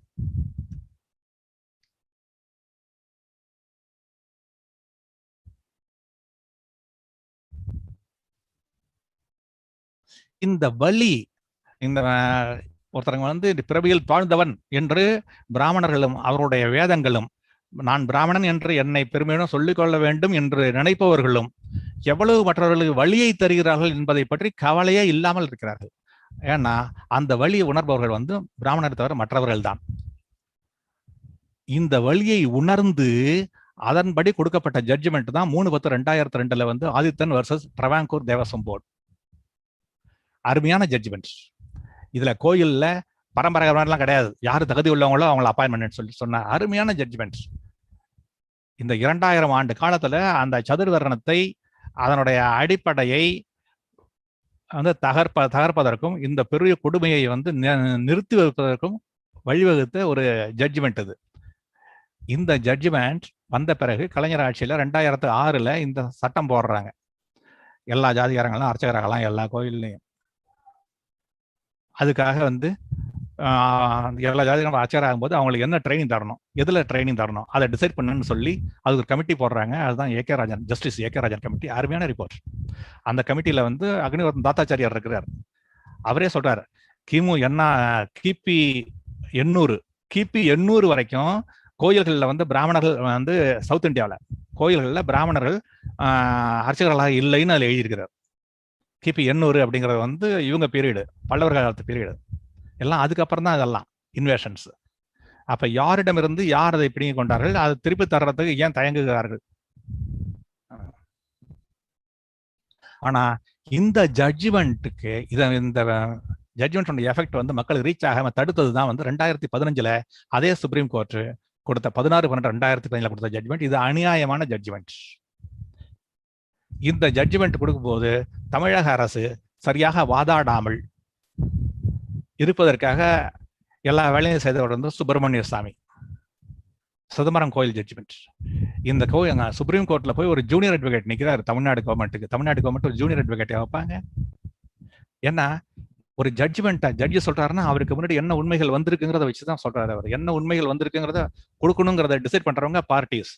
அந்த பார்ட்டிஸ் வந்து ஒன் சைடடா இதெல்லாம் நாம அந்த கேஸ்ல தோக்கணும் அப்படின்னு நினைச்சுக்கிட்டு செய்யற பார்ட்டியா இருக்கும்போது அந்த கேஸ் தோத்து போச்சு. ஆனா அப்படியே விட்டுற முடியாது. we have to get back our own rights. அப்படி வரணும்னா ரெண்டாவது நமக்கு ஜுடிஷியரியில எல்லா ஜாதியையும் எல்லா மதத்தையும் சேர்ந்தவர்களுக்கு ப்ரொபோர்ஷனேட்டா அங்க இடம் வேணும் ஃபர்ஸ்ட். அப்பதான் ஜட்ஜ்மெண்ட்ஸ்ல இருக்க ஜட்ஜ்மெண்ட் கொடுக்குறவங்களுக்கும் பேக்ரவுண்ட் ஸ்டோரி தெரியும், அந்த வழிகள் தெரியும். பாருங்க, ஜெய்ப்பூர்ல இருந்து ஒரு ஜட்ஜ்மெண்ட் கொடுத்தாரு. அதுல கவ் நேஷனல் அனிமலா டிக்ளேர் பண்ணு, கவ் யூரின் அண்ட் கவ் டங் ரெண்டும் வந்து ரொம்ப பெனிஃபிஷியல். மயில்கள் வந்து தே டு நாட் ஹேவ் செக்ஸ், அது கண்ணுல இருந்து வர்ற தண்ணீர்ல வச்சுதான் இதா குட்டி போடுது. இப்பெல்லாம் ஜட்ஜ்மெண்ட் கொடுத்தாரு. நேபாள் ஒரு ஹிந்து நேஷன், அங்க கவ் நேஷனல் டிக்ளேர் பண்ணிருக்காங்க, அதையே இங்க செய்யல, இன்னும் நிறைய சொல்லியிருக்காரு இல்ல அவர் ஜட்ஜ்மெண்ட்ல. அவ்வளவும் வந்து கான்ஸ்டியூஷனுக்கு அகேன்ஸ்ட் ஆனது. ஆனா எந்த நடவடிக்கையும் கிடையாது அவங்க மேல. இவரு 1887 ஜட்ஜ்மெண்ட் தரார். யாரு? முஸ்தாமையர், இந்தியாவின் முதல் இந்திய ஜட்ஜ். அது மட்டும் தான் வெள்ளக்கார ஜட்ஜ், இந்திய ஜட்ஜ். அதனால இவருக்கு மிகப்பெரிய செலவு வச்சிருக்காங்க ஹைகோர்ட்ல. அது வந்து ஹைகோர்ட்டுங்கிறது ஒரு ஹெரிட்டேஜ் பில்டிங். ஹெரிட்டேஜ் பில்டிங்கை யாரும் வந்து டேம்பர் பண்ண மாட்டாங்க. ஆனா ஹெரிட்டேஜ் பில்டிங்ல ஃபர்ஸ்ட் ஃப்ளோர்ல இவருக்காக மிகப்பெரிய அளவுல செலவு வச்சிருக்காங்க, சின்னதா கூட வைக்கல, பெரிய செலவு செஞ்சுட்டு இருக்காங்க. அவர் என்ன சொல்றாரு ஒரு ஜட்ஜ்மெண்ட்ல, துறவிகள் இருக்காங்க, துறவிகள்ல வந்து பிராமணர் இருப்பாங்க, நான் பிராமணன் இருப்பாங்க. பிராமணன் துறவியா இருந்தா அவருக்கு பேர் சன்னியாசி, நான் பிராமின் துறவியா இருந்தா, சான் பிராமணன் சூத்திரன், சூத்திரன் துறவியா இருந்தா அவருக்கு வந்து பரதேசி என்று அழைக்க வேண்டும். இங்க எழுதியிருக்கு, if an ascetic or hermit is a Brahmin, he is called yati or sannyasi. If a Shudra, he is called பரதேசி. என்ன டிஃபரன்ஸ்? இது வந்து அந்த என்டையர் ஜட்ஜ்மெண்ட்டை படிக்கும் பொழுது அந்த ஜட்ஜ்மெண்ட் உள்ள ஃபேக்ட் இன் இஷ்யூன்னு இருக்கும். ஃபேக்ட் இன் இஷ்யூக்கு தான் ஜட்ஜ்மெண்ட். அந்த ஃபேக்ட் இன் இஷ்யூக்கும் இந்த அப்சர்வேஷனுக்கும் சம்பந்தமே கிடையாது. ஆனா ரெக்கார்ட் பண்ணி வச்சிருக்காங்க இன்னைய வரைக்கும். It holds good because it is in the judgement. ஏன்னு கேட்டா இவரை பத்தி அந்த காலத்துல இருந்தே வந்து மிகப்பெரிய இது உண்டு. இவரை அப்பாயின் பண்ணும்பொழுது இவரை அப்பாயின் பண்ணக்கூடாது அப்படின்ட்டு எவ்வளவு பேர் வந்து பத்திரிகைகள்லாம் என்னென்ன எழுதிச்சுங்கிறதெல்லாம் இட்ஸ் ஆன் ரெக்கார்ட். அந்த ப்ரிஜுடிஸ் அவர்கிட்ட இருக்குது. அதனால தான் எல்லா விதமான ஒப்பீனியனும் வந்து கோர்ட்ல ஒரு பாடி இருக்கும்போது அவங்க கிட்ட எல்லா வித ஒப்பீனியன் இருக்கணும். சொசைட்டில பலதரப்பட்ட மக்கள் இருக்காங்கன்னா எல்லாருக்கும் உள்ள ரெப்ரசன்டேஷன் இந்த ஜுடிஷியரியில இருக்கணும், ஹையர் ஜுடிஷியரியில. அப்பதான் அதனால அங்க இருந்து வர ஜட்ஜ்மெண்ட்ஸ் வந்து பேலன்ஸ்டாகவும் இன்ஃபார்ம்டாகவும் இருக்கும். பல பேருக்கு தெரியாது, இப்படி இருக்குங்கிறதே தெரியாமலே அவங்க பாட்டு ஜட்மெண்ட் கொடுப்பாங்க, கொடுத்துருக்காங்க. ஏதோ இந்த ஜர்னல் சிங் வழக்கு இருக்குது, இந்த ஜர்னல் சிங் வழக்கு நல்ல ஒரு ஜட்ஜ்மெண்ட். ஆனா அந்த ஜட்ஜ்மெண்ட்ல என்ன பண்றாங்க, கிரிமி லேயர், எஸ்சி எஸ்டிக்கும் கிரிமி லேயர் கொண்டு வரலாம் அப்படின்னு சொல்லி கிரீன் பிளாக் கொடுக்குறாங்க, பச்சை கொடி காமிக்கிறாங்க. அதுல இஷ்யூ அது இல்லை, அதை பத்தி பேச்சு இல்லை அவங்களுக்கு கொண்டு வரணுமான்ட்டு. ஆனா அதை கொடுத்துட்டு என்ன சொல்றாங்கன்னு கேட்டா, அட்டவணை பிரிவு மக்களுக்கும் இதை நடைமுறைப்படுத்துவது சட்டபூர்வமானதுதான், செய்யலாம் அவங்களுக்கு. ஆனா அந்த மாதிரி அவங்களுக்கு விரிவுபடுத்தலாமா என்னங்கிறத மத்திய அரசு என்னவன் செய்யறான் அப்படின்னு சொல்லிட்டு மத்திய அரசோட விருப்பத்துக்கு விட்டுருச்சு. இந்த பாருங்க, முதல்ல பிசியில கிரிமி லேயர் கொண்டு வந்தாங்க, அது சுப்ரீம் கோர்ட் கண்டுபிடிப்பு. அது கொண்டு வந்த பிறகு 20-25 வருஷம் கழிச்சு டாப் லெவல் போஸ்ட்ல ஓபிசில 1% தான் இருக்காங்க. எஸ்சி எஸ்டில அந்த காலத்துல ரிசர்வேஷன்ல எஸ்சில 5% தான் இருக்காங்க. 15% இருக்க வேண்டியவங்க 5% இருக்காங்க டாப் லெவல் போஸ்ட்ல. ஓபிசில 54% இருக்கவங்க 1% இருக்காங்க. அப்ப கிரிமி லேயர்னு சொல்லி அவங்க வெளில அனுப்ப வேண்டிய தேவை என்ன? கிரிமி லேயரா எல்லாம் வந்து அபரிவிதமா இருக்காங்கன்னு சொன்னா ஓகே கிரிமி லேயர்னு சொல்லலாம். இந்த ரிச்சுக்கே வரல. அப்படி இருக்கும்போது கிரிமி லேயர்னு ஒரு செக்ஷன் வந்து கொண்டு வந்து தள்ள வேண்டிய தேவை கிடையாது. அது தேவையில்லாமல் செஞ்சாங்க, அது மிகப்பெரிய அநியாயமானது, அது எடுத்து போராட வேண்டியது. ஆனா இங்க என்ன கேட்டா, இத எஸ்சிக்கும் கொண்டு வரலாம் அப்படின்னு சொல்லியிருக்காங்க. பிசி கொண்டு வந்ததே வந்து பர்பஸ் இல்லை அப்படின்னு சொல்லும்போது எஸ்சிக்கு எப்படி கொண்டு வரலாம்னு சொல்லி சட்டம் போட்டாங்க. அதுல வந்து ஒரு காரணம் சொல்றாங்க, அது that is more important.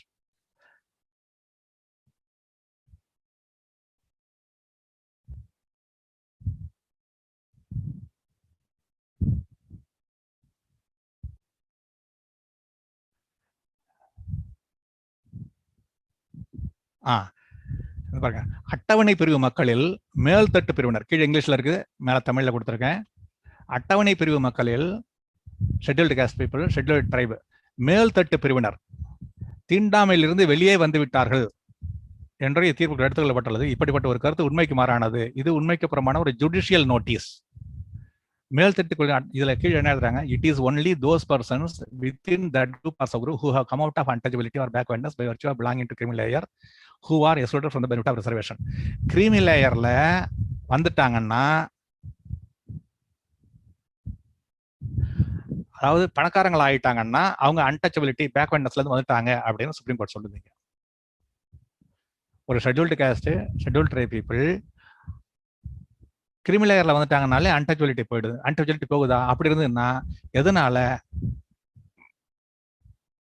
President of இந்தியாவை பூரி கோயில்ல உள்ள விடல?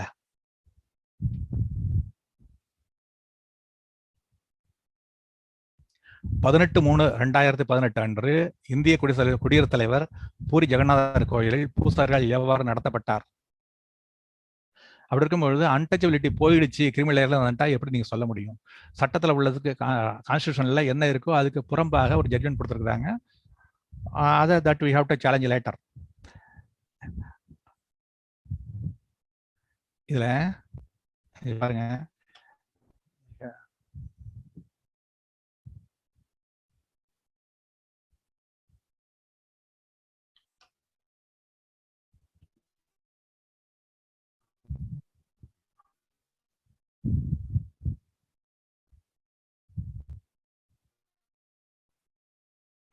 ஒரே ஒரு கொண்டு வரேன்.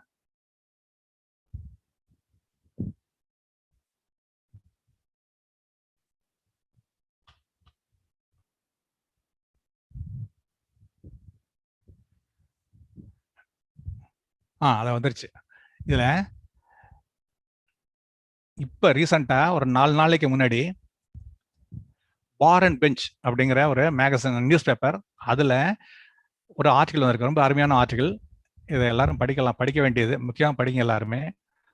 23/5/2011 அதுல disproportionate representation at the supreme court. Supreme கோர்ட்ல பிராமணர்கள் நிறைய இருக்காங்க டாப்ல ஜட்ஜஸ் போஸ்ட்ல. அதை வந்து எல்லா கேஸ்ட்டுக்கும் பேலன்ஸ்டாக கொடுக்கணும் அப்படின்னு சொல்லி வந்த ஆர்டிகல். இதில் டேட்டாலாம் இருக்குது, எத்தனை பேர் எந்தெந்த வருஷம் எவ்வளோ பேர் இருந்தாங்க, சீஃப் ஜஸ்டிஸாக வந்தவங்கள எவ்வளோ பேர் நான் பிராமின்ஸ், எவ்வளோ பிராமின்ஸு, எவ்வளோ பேர் ஷெட்யூல் காஸ்ட், எப்படி சீக்கியர்கள் அதில் ரெப்ரஸன்டேஷன்லாம் இல்லை, இது எல்லாமே அதில் வருது.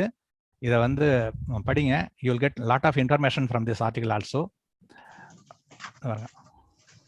Brahmins have dominated judgeship at the highest level. Top லெவல்ல பிராமின்ஸ் தான் டாமினேட் பண்றாங்க.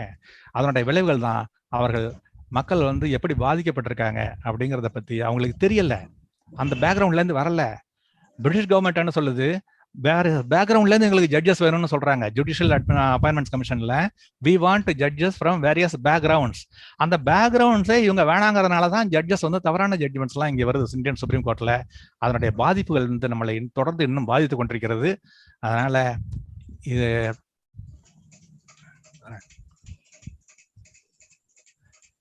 இதற்கு முடிவு காண்பது மிக முக்கியம். எப்படி முதல்ல சொன்ன மாதிரி சீக்கியரோட ரெப்ரசன்டேஷன் ஆர்மியில வந்து ரெஸ்ட்ரிக்ட் பண்ணாங்களோ, ஆர்மிலேயே ரெடியூஸ் பண்ணும்பொழுது மற்ற இடங்கள்லையும் அந்த ரெப்ரசன்டேஷனை ரெடியூஸ் பண்ண வேண்டிய தேவை வந்து ஸ்லைடு அதான் வந்துருச்சு. ஓகே,